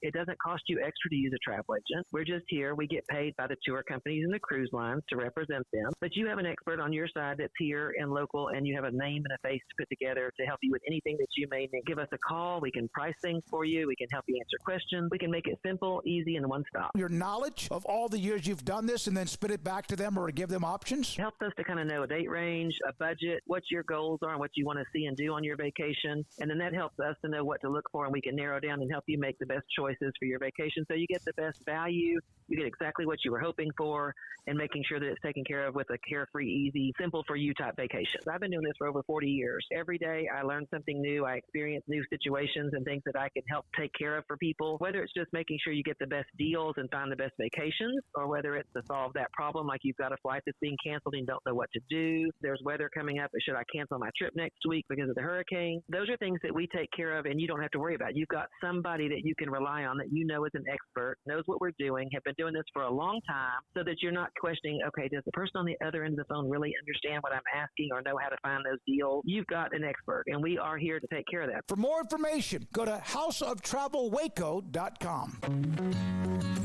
Established in 2007 and independently owned, Alliance Bank Central Texas is committed to helping families and businesses meet their financial goals. From their tellers to their board of directors, they know the importance of superior service and competitive products. Customers have confidence knowing that their financial needs are in good hands. It's your bank, Alliance Bank Central Texas, with 2 Waco locations, 4721 Bosque Boulevard and 191 Archway Drive on Highway 84, and at alliancebanktexas.com. Member FDIC and equal housing lender. Our good friend Brad Boozer, Boozer's Jewelers here at 365 Sports. Now, Brad, people who watch and listen to our show know I'm a double-time customer for you, engagement ring and wedding band, and you guys do that great, but that's not all you do at Boozer's Jewelers. Absolutely, and I always like to say, it's a new year. It's a great way to start the year out. Go through your old jewelry. Go through your wife's jewelry box. Go through anything you're maybe not wearing, something that's broken, something that you're not using. We do a massive amount of custom work. We can take your old jewelry, old diamonds, old watches, and we can convert it into something special for you and make a one-of-a-kind piece of jewelry. And if that's not something you're interested in, a great thing is we can turn that into cash. So we buy gold, we buy diamonds, we'll buy Rolex watches, any kind of heirloom jewelry, anything that's maybe passed down to you. Boozer's Jewelers, where do they find you, Brad? We're at 1025 North Valley Mills Drive, right on the corner of Lake Air Drive and Valley Mills with the big clock on the corner. Pioneer Steel and Pipe opened their doors in 1943, and they have never wavered with their focus on great product and customer service, relationships with a handshake, making sure you, the customer, is satisfied. Their new facility is now twice the size, allowing new inventory, higher quantities, and in a much more organized fashion. In addition to the long lengths in tubing, angles, channels, rods, and flat, Pioneer Steel and Pipe now offers several shorter, more convenient lengths of material already cut. Their 2,500 square foot showroom has over 1,000 new products in stock, new welding supplies, hardware, quickcrete, and do-it-yourself components for any project, whether you are a professional contractor or weekend warrior. The new facility is designed to make your loading experience faster and more efficient with easy drive lanes around the building and much more room to get your trailer loaded. Our location may have changed, but our values haven't, and our relationship with customers goes much farther than just business. Pioneer Steel and Pipe on Loop 340 and Highway 6 and just east of I-35 in Waco.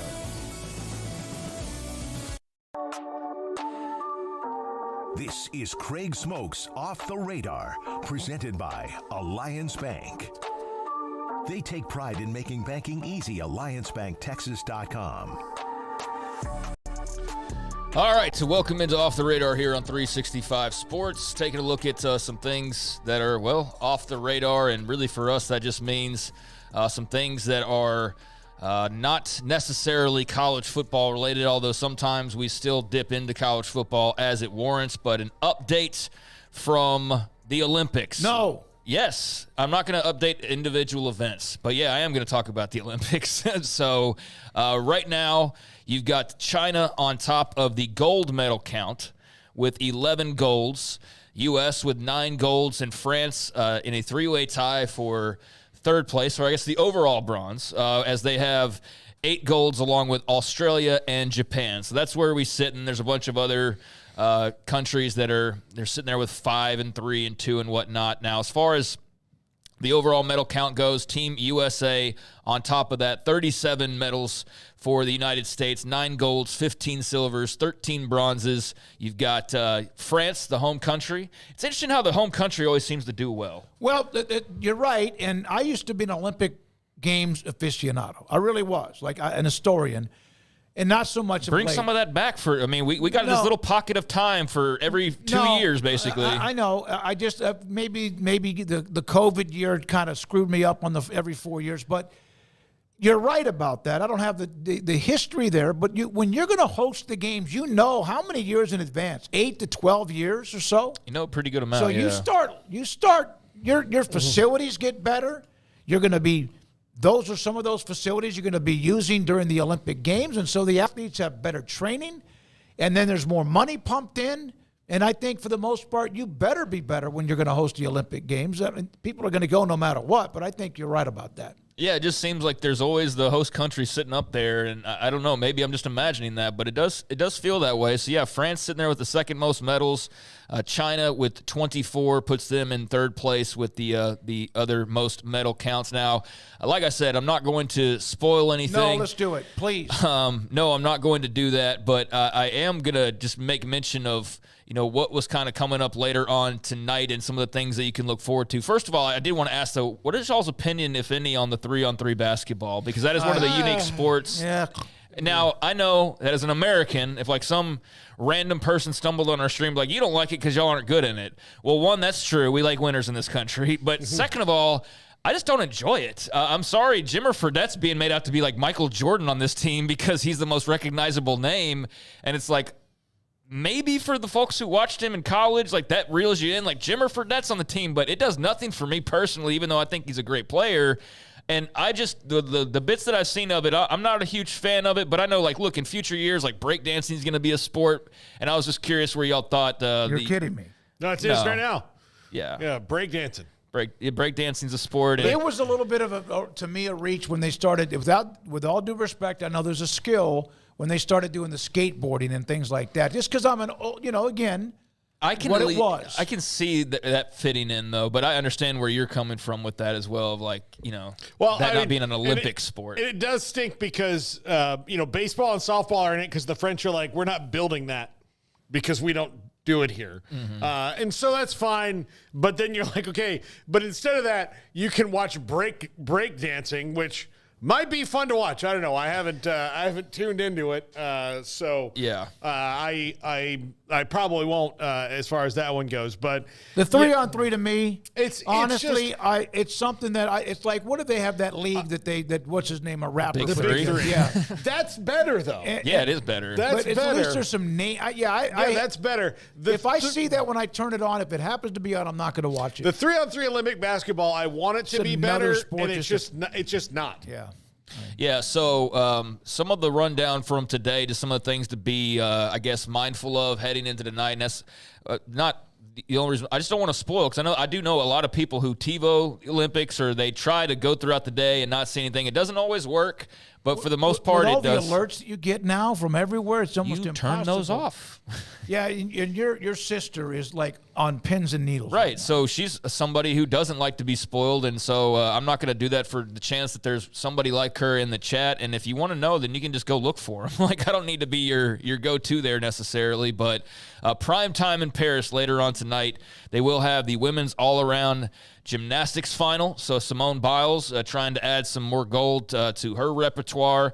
Also, later on tonight, you're going to have Katie Ledecky trying to become the most decorated U.S. female Olympian of all time, as she will be a part of the women's 4x200 freestyle relay. So those are a couple of the bigger events that I think you'll see later on tonight, is Ledecky trying to make gold as the most decorated female Olympian. And then the women's gymnastics all-around, obviously. We don't know how long we're going to see. We don't know if Simone Biles and Suni Lee will be back in 2022 28 or not. So the women's gymnastics all-around final, that's a big one for the U.S., obviously. I think this is the last you'll see of Simone Biles, because I think within the next 4 years she's probably going to have a kid. You know, I mean, she's but married. after the injury today, I mean, I'm just kidding. By the way, I do like doing that to people who I know aren't watching. Be like, oh my God, did you see what happened? You know, on host countries, Barry Crawford, the athletes also don't have the travel issues either when they host. Yeah, that's so very it's true. much I'm more sure that's a comfortable. benefit. Yeah, and that's, the Olympic Games is what, like 3 weeks or so usually. Yep. So, like I said, women's gymnastics all around. Katie Ledecky trying to make history as well. You'll see Simone Biles. Those are just going to be some of the things from the Olympics. But, yeah, I just wanted to update that a little bit there without trying to give too much away. Meanwhile, I mentioned we only sprinkle in college football on occasion during this segment because we talk so much about it otherwise. But this is a note, and thanks to Emery for passing this along and updating a story that I had from the other day. But Mike Straw of InsiderGaming.com, at Mike Straw Media on Twitter, put out a tweet, I guess this was yesterday or the day before, that EA Sports' College Football 25 has hit $500 million.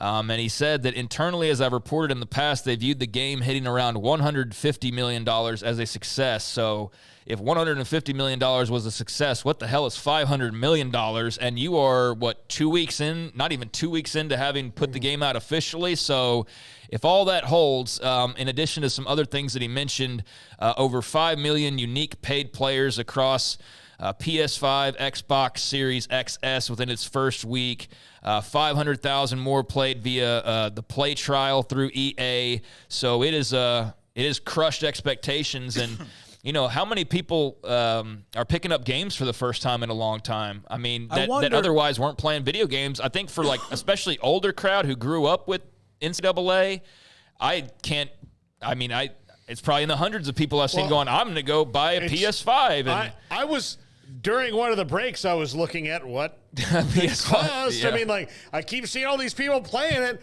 I'm not. I don't like to be left out of things. Yeah. I would really like to play. I think EA, just to be smart about it, undersold the nostalgic value of this, and I think that they. How could they do that? It's all everyone because you don't want to, but you don't want to do that. You don't want to oversell, but because they've got investors and people they've got to go to and be like, look, there's a ton of people who really love this game, and we were it was taken away because of legal issues, and we were able now to bring it back. So we think it's going to do $500 million. Now look, next year it better do $500 million. Yeah, well now there's a bar set. They've set the bar, but bringing it back, you want to set the bar a little lower in case it's just a bunch of people going, oh, well, hell no, I'm not going to buy a whole new gaming system to do it. Sam Kahn, Craig Smoke, I absolutely purchased a PS5 specifically so I could play the game. There you go. Thank you, Sam. When's the first column going to be written that the players didn't get enough money when they got $600 to have their... Well, they didn't know either. No, I'm just saying, but when's the first one going to be written? And, they got screwed. Sure, yeah. It's going to go up. I don't know. I'm not worried about it because I got the game. So, that's their fight to fight and their problem. But, yeah, I think... I don't know. My mind doesn't go to what's the first negative going to be, but I think you just unlocked that in my head now I'm sure that there's somebody somewhere who's seeing that their nephew is a part of a video game that's made $500 million in less than 2 weeks of being released and is wondering how he only got a measly $600. So, I'm sure there is going to be something to that. But point being, that's their thing to work out. Less than 2 weeks, $500 million in sales for EA Sports. And so, it's a big success already, and looking forward to seeing where that eventually goes because, man, like I said, it's just starting out. Meanwhile, a couple of other notes before we head on out of here. This was scary, and I have not seen any update, and I'll try and check real quick again, but Deontay Foreman, former Texas running back, saw a report earlier today, and I think there is a little bit of an update, but he had to be rushed to the hospital from Cleveland Browns training camp. He was taken away in an ambulance and helicopter after he suffered a severe head-neck injury. According to the Browns, he was in a special teams drill as they were in full pads. It's day 2 for Cleveland in full pads, and he had a direct blow to the head.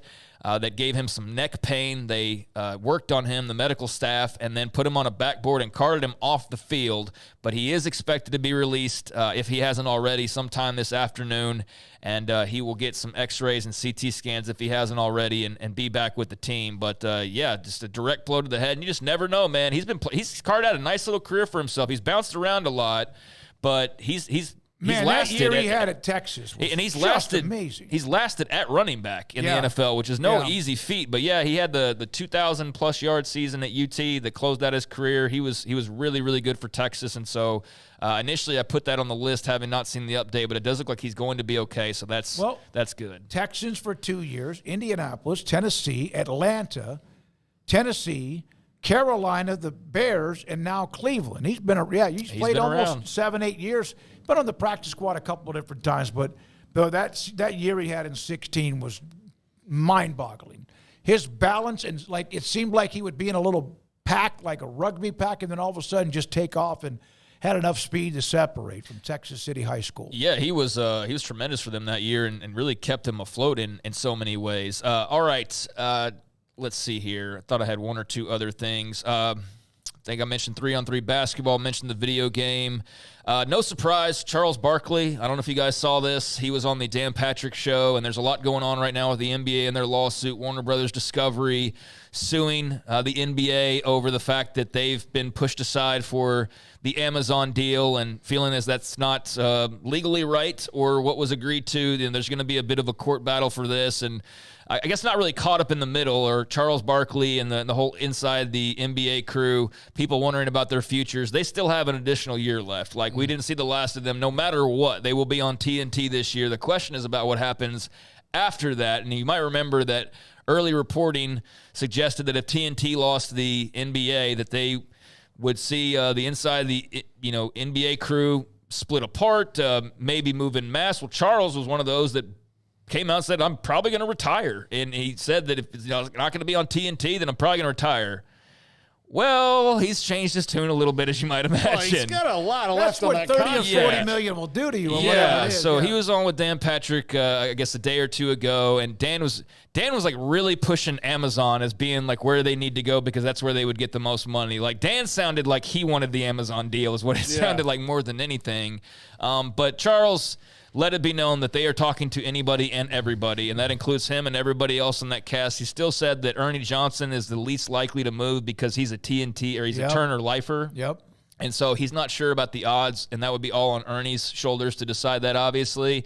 But it does sound, as you would imagine and wouldn't be surprised, that when somebody's going, hey, you enjoy that 40, 50 million, I forget what the exact, but he's making that kind of money right now already. So as a guy who loves to spend money, as his history is well documented, I think that Amazon or somebody else could absolutely come in and steal inside the NBA, and very well they might. But I just wanted to make mention that Charles is absolutely walking back the retirement talk, which is not the first time he's done so, because he's retired or pushed the retirement before, only to end up back on set. So I don't think we are anywhere close to seeing the last of him, because there's going to be too much money to pass up no matter where that show eventually ends up. I just can't wait for hey, Bezos, I'm in Vegas. I'm down $30 million. You think you can throw another year on that contract? I know there's maybe a few that don't like him. I love Charles Barkley. I don't know how you couldn't. We were so close when Baylor made the run to win the national title. I never said anything because I didn't want to jinx it, and I would have.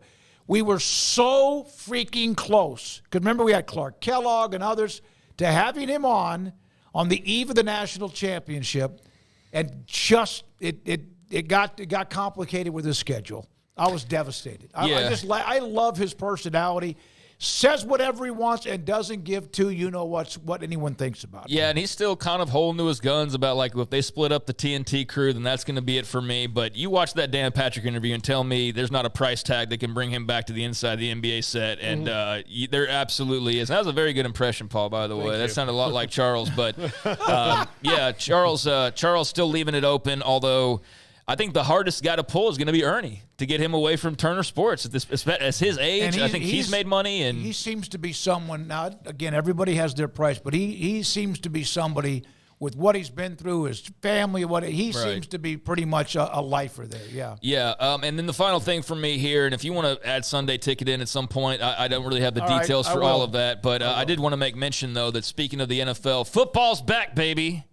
The Hall of Fame game later on tonight, of which we already know, like, we're not going to see C.J. Stroud. We're not going to see, like, name the best players. Caleb Williams is not playing in this game. We already knew that as well. But we do have the NFL Hall of Fame game later on tonight, as it will be the Texans and the Bears coming up at 7 o'clock Central Time. So at long last, with training camps opening up and all those different things, we do have football back on the schedule, although I'm not sure how great it is going to be to actually watch. But, later on tonight, Bears and Texans, the 2024 Pro Football Hall of Fame game. All right. I don't think I'll even know when I go home that the game is on. Well, it used to be, again, things change, plus not very many, like Caleb's not going to play. Smokey, I was there 7 years ago, and I didn't even go to it. Yeah. I should make mention, it's on ES. I don't think I said it's on ESPN, so there is that. But if it happens to flash on my channel, I'm not. All right, a couple of real quick things in the NFL. One, I did not know this. This is from Stan Phelan. Onside kicks. This is the one about this. Is that the one you have? I did not know this was a thing. Onside kicks are now illegal before the fourth quarter. So you can't, like Dan Campbell, accidentally try, or it would save Nebraska a win when Scott Frost tried to do that against Northwestern a couple of years ago. Teams have to be losing to try an onside kick. Teams must announce their intention that they're going to do an onside kick ahead of time. So then that takes away that. I don't like that part of it. I don't understand why. That one to me wasn't a problem. The kickoff was a problem, the regular kickoff, and they appear to have, found a cool way to try and fix that. But trying to we're going to do this now, and I do think that the onside kick may be on the way out the door, and it might be, the 4th and 25 option that they're talking about, where it's 4th and 25 from your own 20. Well, hell, that used to be impossible, and then Patrick Mahomes came along, and you're like, well, it may be a better option than rolling the kicker out there. Yeah. So real quickly, but DeAndre Hopkins, knee injury, out 4 to 6 weeks. Not completely out, but that just came down. Now, I'm not going to have John Curts. I told him we're running behind. So Paul Catalina was a DirecTV. I was one of the originals. Back in whenever it came out years ago, had the dish up on side of the house and stuff, had great coverage. But they won a lawsuit, or at least it appeared that the civil suit, is it a civil suit? Yeah. But now the judge the judge is saying the jury went past their what they were told when it comes to how much the NFL would have to pay, which is like $4 billion. Yeah. So this may be going back to court. Yeah, the NFL, look, 30 billionaires win again, and that's, it's to be expected. They're still probably going to have to pay out something, but I was already thinking about the vacation I was going to take with the money they were going to send me, and now I don't know. I was thinking maybe Hawaii again. Were we going to get 2,600 hours? Now I got to think like Denver. Yeah. There's nothing wrong with Denver, but it's not Hawaii. So it was $4 billion is what the jury said. It could have been tripled. I know. It could have been tripled because of the antitrust situation. Absolutely. So, by the way, we're about to come back with John Curts, who covers Kansas State. Craig, anything else on that? No, I gave what I had out there. Right. I don't have much on the onside kick. I think we've kind of known some of that for a while now, but I guess as we get closer to the season, that's starting to become more of a topic, and I don't necessarily love those rules, but what we saw, that's 2 times a year that we're not going to see an onside kick where we saw it before. It's not like it was real commonplace in the NFL to begin with, but I don't necessarily love it on paper, and I could care less about the Sunday tick. It doesn't affect me in any way. It's more courtroom stuff that I really don't care for, so yeah. Just give me my check. Yeah, just give Paul his money and let's move on. We're about to hear from John Curts. We're also about to hear what I have recorded about Don's humidor. But I want to let you know they now have in their humidor a wall that is for Texas raised branded cigars. McAuliffe, Roma Craft and Rojas Cigars. There's an area that Josh has set up to the back right wall that is Texas brand cigars. He and Cheyenne, including a cigar from Warfighter that is made by a military veteran and goes to military veterans. So if you want to drop by there, it's a great deal at Don Humidor and Coffee Beans. This is 365 Sports. Don Humidor and Coffee Beans in the Townwest Shopping Center between Richland Drive and Valley Mills in Waco is where I get my cigars. 48-foot walk-in humidor with all of the great brands, nationally and internationally, the best elite brands around the world.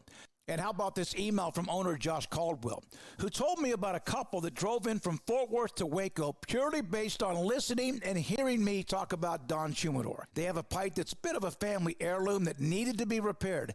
They made the special trip to Don's after listening to 365 Sports, finding out we are one of the only shops left that can help them with the pipe. Not only are they going to fix the pipe, and they did, they also bought a new setup, complete with pipe, stand, and some sample tobaccos. Don Humidor and Coffee Beans in the Townwest Shopping Center, just between Richland Drive and Valley Mills in Waco. 48-foot walk-in humidor, great cigars, even what you need when it comes to smoking pipes and repair, and fresh coffee beans. Don Humidor and Coffee Beans with Cheyenne and Josh in the Townwest Shopping Center between Richland Drive and Valley Mills in Waco. Make this the summer of Ram at Allen Samuels in Waco. Drive home in a 2025 Ram 1500 Lone Star for just 2.9% for 72 months with no payments for 90 days. Plus, first responders get an extra $500 off at Allen Samuels. Some say a dog is a man's best friend. But I tell you what, boys, you better think again.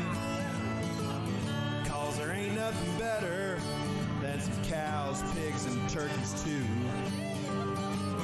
I love to cover them in sauce down at Rudy's Barbecue. Bring all your friends to Rudy's for some tasty oak smoke barbecue. Next in line. Developed by Startup Waco, a nonprofit organization, GXG is a program designed to support the entrepreneurial development of Baylor University student athletes through NIL activations. The program helps student athletes maximize their platforms and offers a comprehensive support system for them to create and grow new businesses that not only benefit themselves, but also uplift the local economy. Fans who wish to support student athletes can donate to GXG via the GXG NIL Fund, BaylorBears.com/GXG. Contributions to support NIL activations through GXG can be made at BaylorBears.com/GXG. For more information, follow at GXG_GreenXGold on social media and visit the official website www.gxg.startupwaco.com. GXG, empowering student-athlete entrepreneurship and uplifting the local economy through NIL activations. How did Edward Jones become one of the biggest financial service companies in the world? By not acting that way. Financial strategies, one-on-one advice, it's a big difference. And that's why Brad Wilson, your Edward Jones financial advisor, makes sense of investing. Experience the difference for yourself. Brad Wilson, 250 Sharon Drive in Woodway, 254-776-4337. Edward Jones, member SIPC.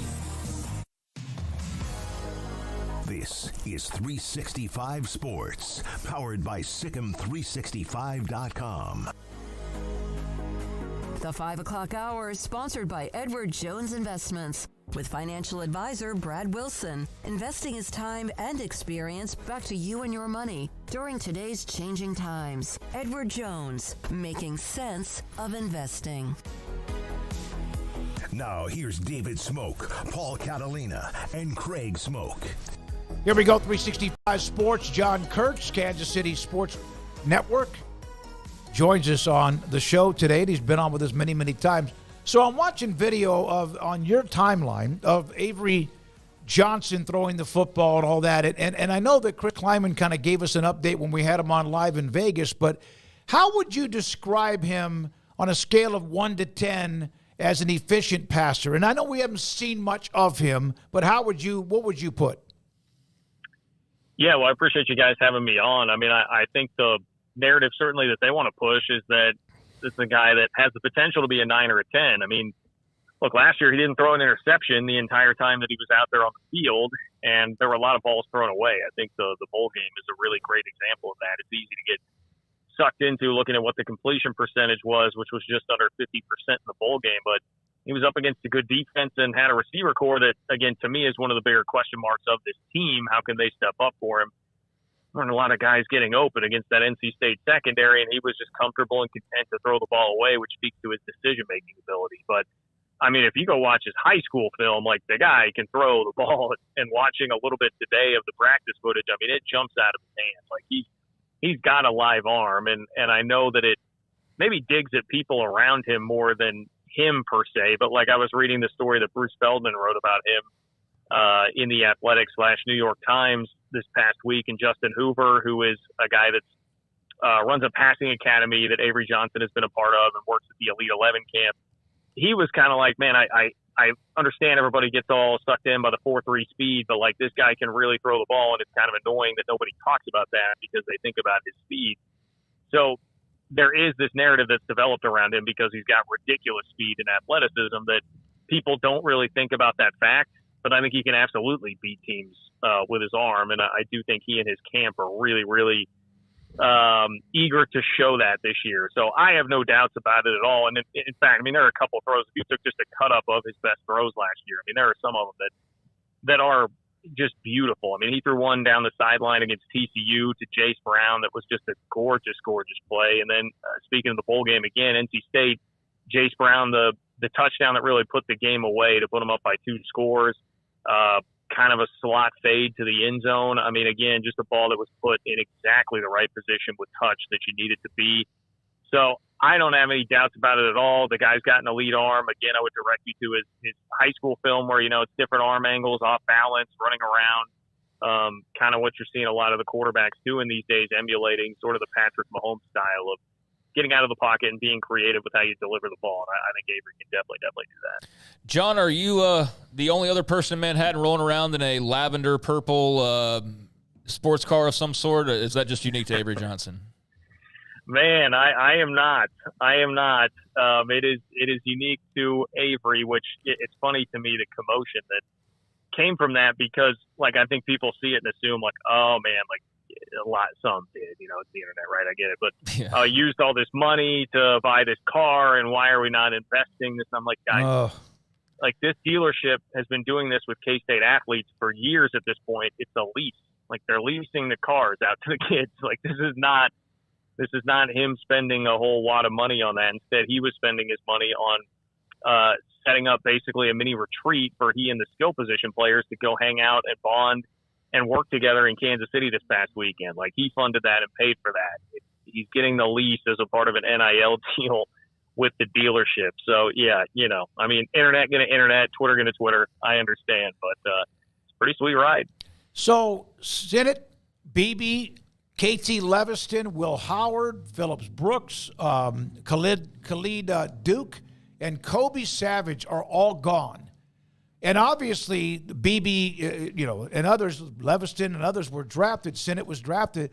How would you say, in order, are the ones they'll miss the most? It's a good question.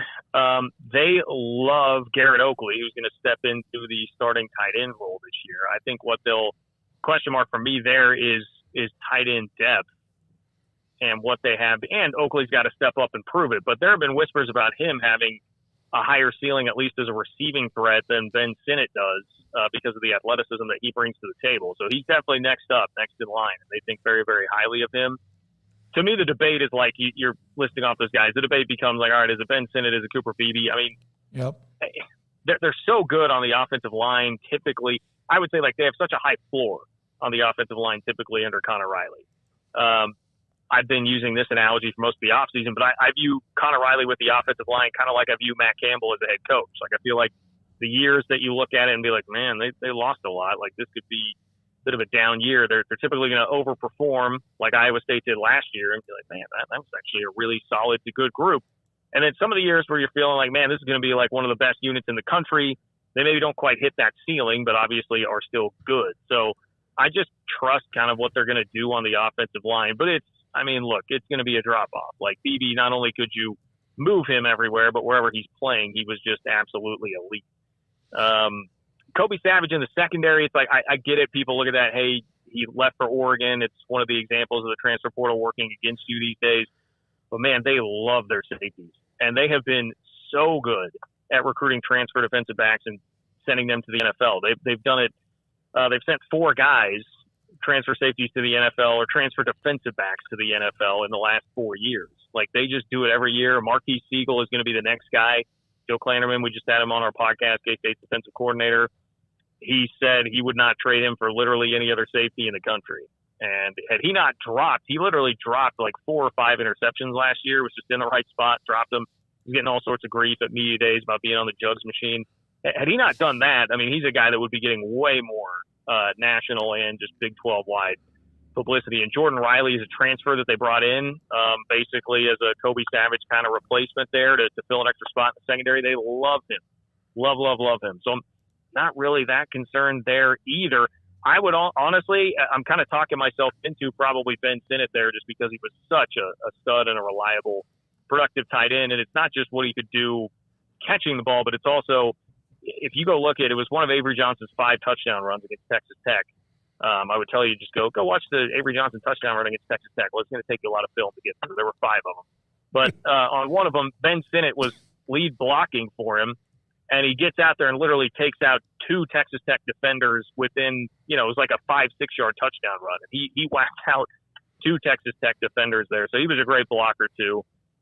Bigger body than what they have there with Oakley. And I do think the tight end room that's one of those positions where they're going to have to prove it. And that's kind of just a theme of the whole team.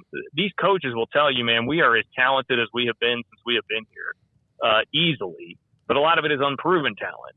And they're clearly getting some benefit of the doubt because they were picked second, just barely, almost picked to win the Big 12 without a single player on the All Big 12 team. And I think a lot of that is Avery Johnson, but also just faith in this coaching staff and what they do and how they've been able to steadily build the talent through recruiting the last 3 years.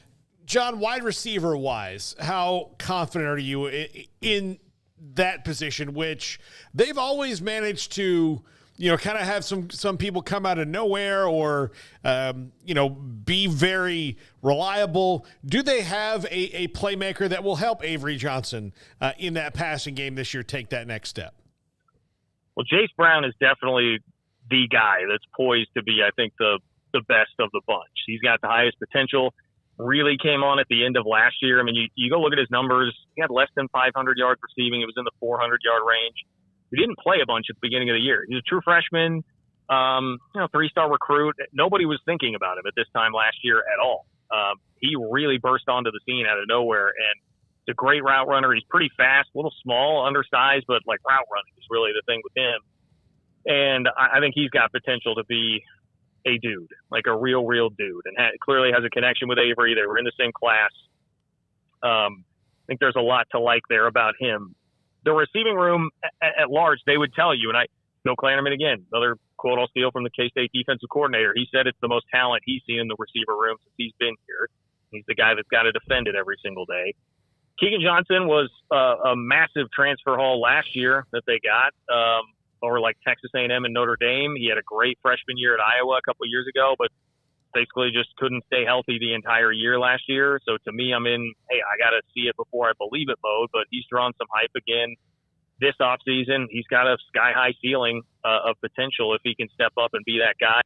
They brought in Dante Cephas, who was a Penn State transfer. At one point, he was at Kent State in the back where he had like 1,400 yards receiving when he was working with Matthew Middlebrooks, who was his assistant coach there, is now his receivers coach at K-State. So I think K-State's hoping they can unlock what he did 2 years ago instead of a disappointing year last year with Penn State. To be honest, that Penn State offense would have been hard for almost anybody to succeed as a wide receiver last year. So again, like potential there, but we haven't really seen it at this T5 level. Jaden Jackson's an Ole Miss transfer that's been around for a couple of years. Solid. Not sure how high the ceiling is necessarily there. A guy to watch out for is Trey Spivey. He's Junior Spivey's son, if you're a Major League Baseball fan. But he is, man, you look at him getting off the bus. That's an all-time, like, getting off the bus sort of dude. He looks the part.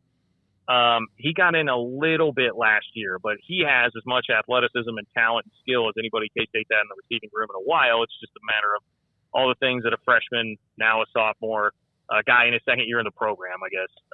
It took the red shirt last year. But guy in his second year in the program typically should start to pick things up a little bit more. They're really hoping for that because he's a guy that I think could absolutely be a factor too. So what I've described to you is, much like the entire team, a room that they feel like has more talent than they've had since they've been here and since they got here in 2019, but a lot of players that need to step up. And I think it's fair to have a wait-and-see attitude with the receiving room because, frankly, since Tyler Lockett left in 2014, and they had 2,000-yard receivers that year with Tyler Lockett and Curry Sexton, it's always, I feel like the receiver room has always left a little something to be desired for the most part. So they're going to have to prove it to me this year, but they do have some bodies that are certainly capable.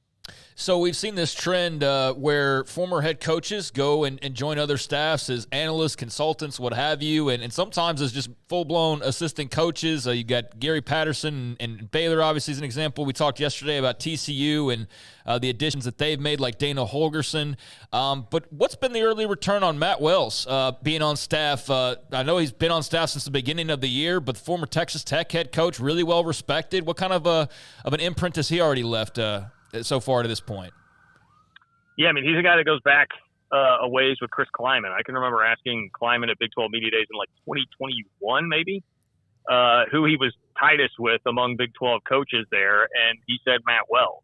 So those are guys, immediately when the job came open, I thought, like, all right, Matt Wells is definitely going to be somebody that's on the radar here. And I think he gets a lot of flack around the Big 12 because Tech fans hated him as a head coach. Right. I mean, there's a lot that you have to do as like a CEO head coach type and that you don't have to do when he's not even K-State's offensive coordinator. He's the co-offensive coordinator and quarterbacks coach. So if you're parsing it down to that sort of a level, I feel like his track record is actually pretty good in college football with that. And it seems like Avery Johnson has really taken a liking to him. I think the part that is really nice, as I view it, is that he's a guy who's obviously called plays before, run an offense, run an entire team. And when you have Connor Riley taking over as the guy who actually has the full title of offensive coordinator, I like having the experience of Matt Wells there to be able to kind of guide him through that. Plus, you think of Connor Riley, he's an offensive line coach. They're going to need to throw the ball, and I know Connor Riley fully believes in that. They want to throw the ball with Avery Johnson, but you would think of him being a guy that's going to be geared more toward the run, right? You can have Matt Wells be able to develop passing concepts. I think they'll have the ability to do a lot between those two, and that Matt Wells fills a nice void here when you needed a little bit more experience, at least for me to feel fully comfortable with what's going on at offensive coordinator. So I think that's the good of it. That's the part that I like. And I think there's a lot of potential there. Is there as much potential there as Colin Klein, who clearly was a rising star in the coaching profession? It's why he's in the SEC at Texas A&M right now. And it's why, statistically, K-State's offense the last 2 years, that's as good a 2-year run offensively as K-State has had since Bill Snyder's first go-around, basically. It was, I think even last year, some of the frustration fans had with, some Will Howard turnovers and things. If you really go look at the offense, points per drive, particularly how often they were scoring, I think that offense was even underrated the last couple of years, how good it was with Colin Klein. So there very well could be a bit of a drop-off in terms of what you have there at coordinator. But I think internally the program feels like they've just kept on moving and everything's headed in the right direction. All right, John, we know you do the podcast and do a lot with the Kansas City Sports Network, but I saw the pinned tweet on your timeline about this Big 12 newsletter and a way for people to get Big 12 information through the lens of someone who covers the Big 12 rather than what is kind of a piecemeal. Tell everybody, go ahead and give everybody a chance to know more about that. Yeah, hey, I really appreciate that. I literally, one just went out at about 5:15 earlier today. So I've had this little less than a month. We've got 1,500 plus subscribers now. So if you want to join 1,500 plus other Big 12 fans who are reading this a couple times a week, I would really appreciate it. It's called Open for Business, obviously aptly named. We hear Brett Yormark talk about that quite a bit. He has said that numerous times. Feels like every time he gets a mic up in front of everybody at Big 12 Media Days. And I wanted to look, if you're a college football fan out there right now and you're from Big 12 country, if you're trying to read ESPN, CBS, the national reporters, even if you're going to guys like Josh Pate, who I really like, for college football content on the internet, you're generally getting everything first through a Big Ten and SEC sort of filter. Like everybody's kind of filtering the news through, all right, what's it mean for the two conferences that we care about the most nationally? Then we'll kind of get to, whatever is going to be there for the Big 12. You might hear about a Big 12 team or two. Well, this is filtering everything through a Big 12 lens, right? That's what I care about. That's generally what I'm covering. I mean, I'm going a little bit broader with the scope of college football, but I'm a Big 12 guy, and that's what I've known. I was in attendance at the first Big 12 football game in 1996 between K-State and Texas Tech, August 31st, 1996. So that's what I know and love. That's the league I cover. So I'm going to give you the headlines there. I'm going to give you my analysis. I took an anonymous player survey at the Big 12 Media Days that I've been leaking out there in the newsletter here over the first couple of weeks. So it's a ton of good stuff. The reviews have been great so far, so I would appreciate it if you go sign up. OFBnews.com is how you can sign up for that, OFBnews.com. Or if you'd prefer, like Smokey just said, you can go find my Twitter account at JL Curts. It's the pinned tweet there. It's got a link. So OFBnews.com to sign up for Open for Business. All right, man. Good luck with it. Congratulations on the idea and vision, and we appreciate you. Thank you very much. Have a great week and weekend, and here we go. Less than, 3 weeks away from the opening of the season, and can't wait. Yes, sir. Anytime, guys. Thank you. Thank you. That's John Curts, Kansas State, but also he does do a great job of covering the Big 12 and was one of those that during all with the twisting and turning of post-Texas and Oklahoma and then all the stuff with the Pac-12, he was able to filter through the BS and give his own opinion without being swayed one way or the other, and does a really good job. I just went on his site and whatever the site might be and just subscribe to see what it's going to be like. It's free newsletter. Whatever the site might be, OFBnews.com is what he just said. Yeah. No, if we're gonna promote it, let's make sure we get the site there. So yeah, there's that, or as you said, you can go to his Twitter account. But there's a lot of content out there for Big 12 folks compared to when we first started. That's for damn sure. I just put it up on the chat room, by the way. Okay.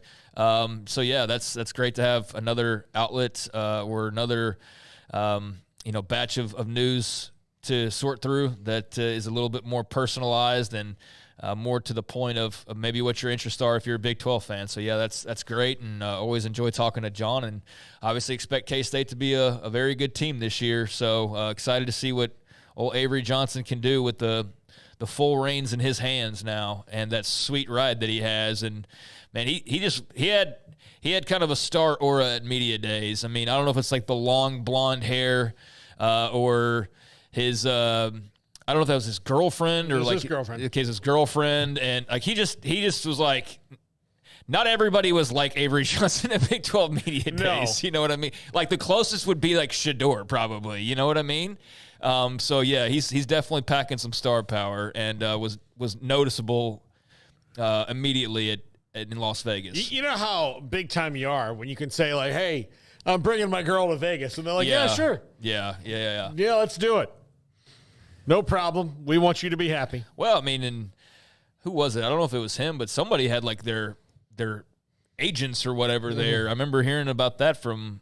Gosh, who was it that was mentioning it? I don't know. They're talking about, like that's the different world we live in, and certainly you would not have seen Avery Johnson with his girlfriend or even handler or whatever, and just some of that just standing out as much as it did this past year, which was, I think, refreshing and a good thing, and definitely a sign of the evolution of sort of where we are with the college athlete now versus when they were just supposed to be like on a factory line. Some were better than others, but you all are the same, and you don't have anything else that really separates you. And now it's like, nope, like he definitely separates himself when you see him in person, and obviously with his play on the field.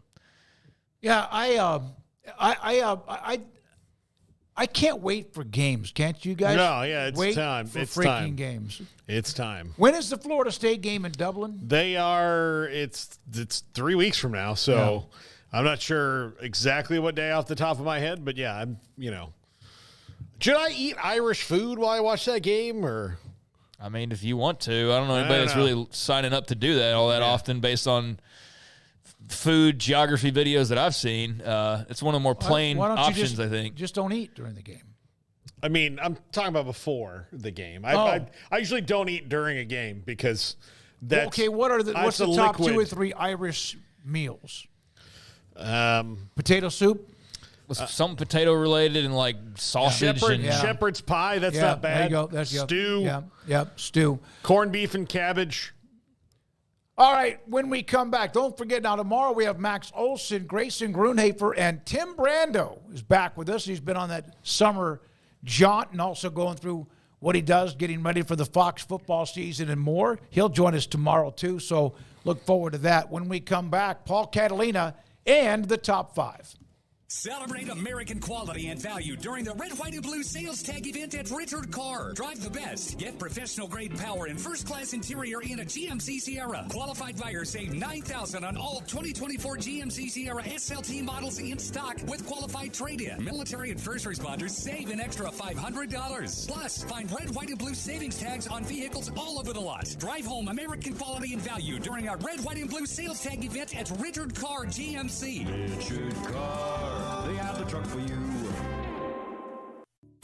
At Ideal MRI, we feel blessed to be part of the Waco community. We're a small family business here in Central Texas. At times like this, the cost of healthcare has never been more important. And unfortunately, significant illnesses and injuries still occur. And that's why Ideal MRI is open and here to serve you through this difficult time. So if you need an MRI, ask your doctor about Ideal MRI. You can schedule online in minutes at idealmri.com or call 833-IDEAL-MRI.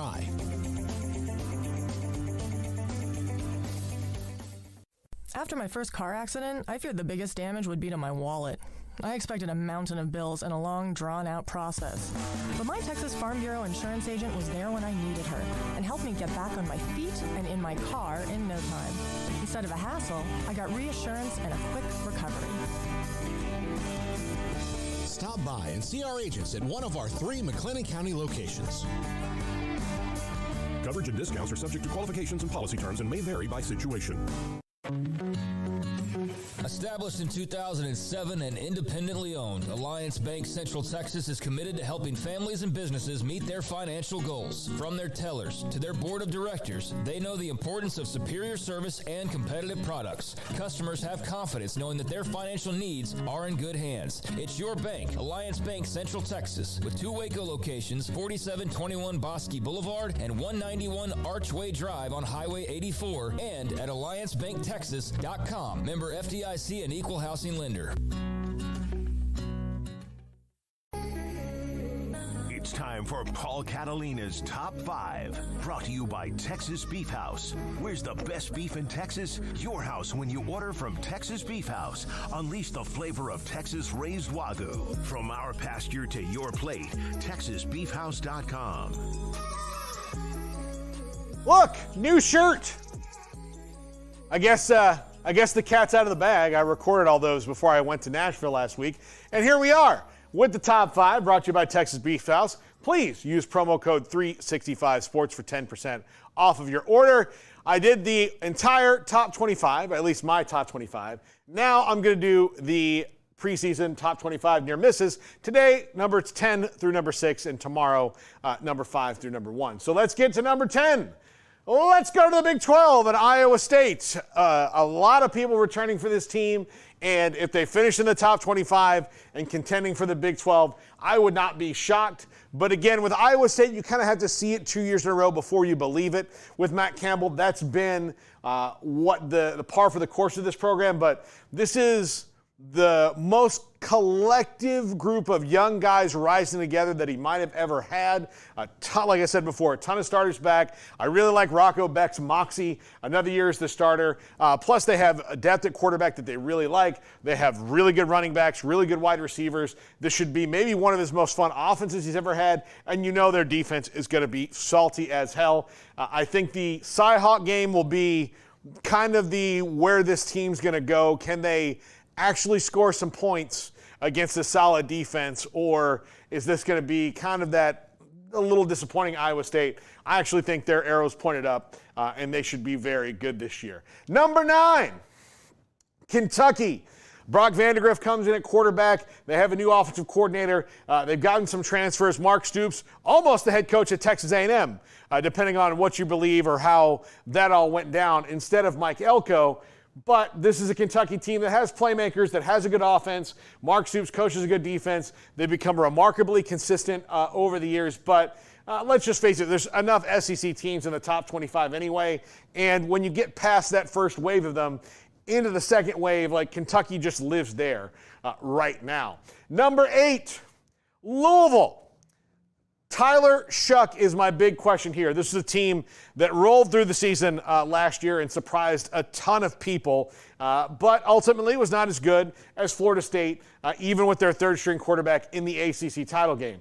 If Tyler Shuck is healthy, this is a team that's probably going to be really good, but Tyler Shuck has never been healthy. So if they have quarterback strife, if they have injuries and they've got to rotate that in and out, they don't have some of the guys that they had last year.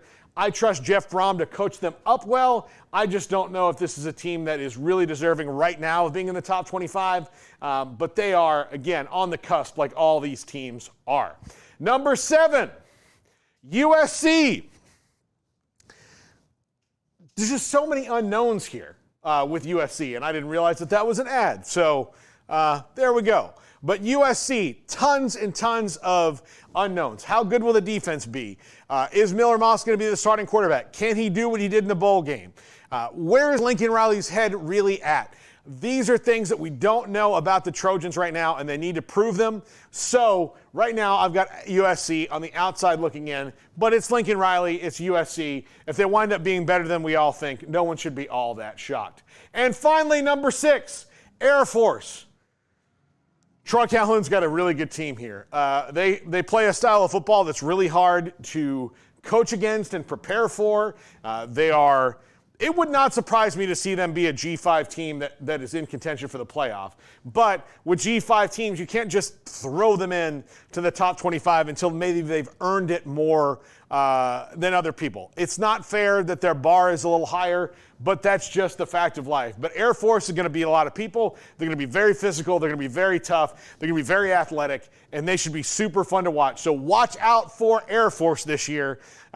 Keep your eyes to the skies, so to speak, when it comes to this team. They are going to be very, very good and a very tough out, and that is why they are my 6th team that is just outside the top 25. The other 5 come tomorrow. Let's wrap up the show right now. All right, Paul, thank you very much. Appreciate right now our great sponsors that we have every day that bring what we do with this show, 3 to 6. Paul with Triple Option, the Bearcast, and other podcasts that we do. Also, thanks to those of you in the chat room, those who don't go in the chat room but also watch or listen. Either it's on the app, Sikkim 365 app. And we discovered this, what was it, guys, about a month or 2 or 3 ago, about the Twitter feed at 365 Sports Y2, where there's hundreds of people that watch it. What did I say? Y2. Y2, that hundreds of people that do jump on that outside of what we have here on 365 Sports. Yeah, I mean, Twitter's a nice little hub for having another avenue to broadcast this show, and that's been good. And so shout out to everybody on Twitter as well as those on YouTube and those just who visit after the fact. Glad to be at a point where we're starting to talk about the real meaningful action on the field and getting close to previewing instead of as much reviewing and doing all the stuff that comes with the offseason. It's been a very long but busy offseason, so there has been that. But I think we all started in this same sort of place of fandom because of what we see on Saturdays on the field. And so that's mostly why we're here, although the other stuff can be really fun too. But very glad that those Saturdays are approaching quickly, and we can talk about, rather than what Kansas State might be, what they are, and what they are week to week and where they are in a race for the Big 12 or for the college football playoffs. So, yeah, I'm excited. I wonder, even though if Michigan was to beat Texas, which Texas will be the favorite to win that game, but whoever wins that game, that's still a big win, because that's one of those that's on your resume the rest of the year. But if you lose that game, you still had an opening. Alabama made the playoff after losing to Texas last year. Exactly right. So. But it's going to be interesting because of how many teams were involved. And the more and more I started thinking about this, I guess I haven't really thought ahead to December. Good God, there's going to be some great football. There's going to be some blowouts too, one-sided games, but there are going to be some alphas from one week through the next from the start, the opening round on home campuses until the championship game. All right, Paul, Craig, thank you very much. Garrett, Ross, thank you, sir, for dialing it up. And Emery Winter is also already working on 365 Sports tonight on the CW tonight at 10:30. I'm David Smoke. Thank you so much for your time. More guests tomorrow and content tomorrow right here on 365 Sports. Good night.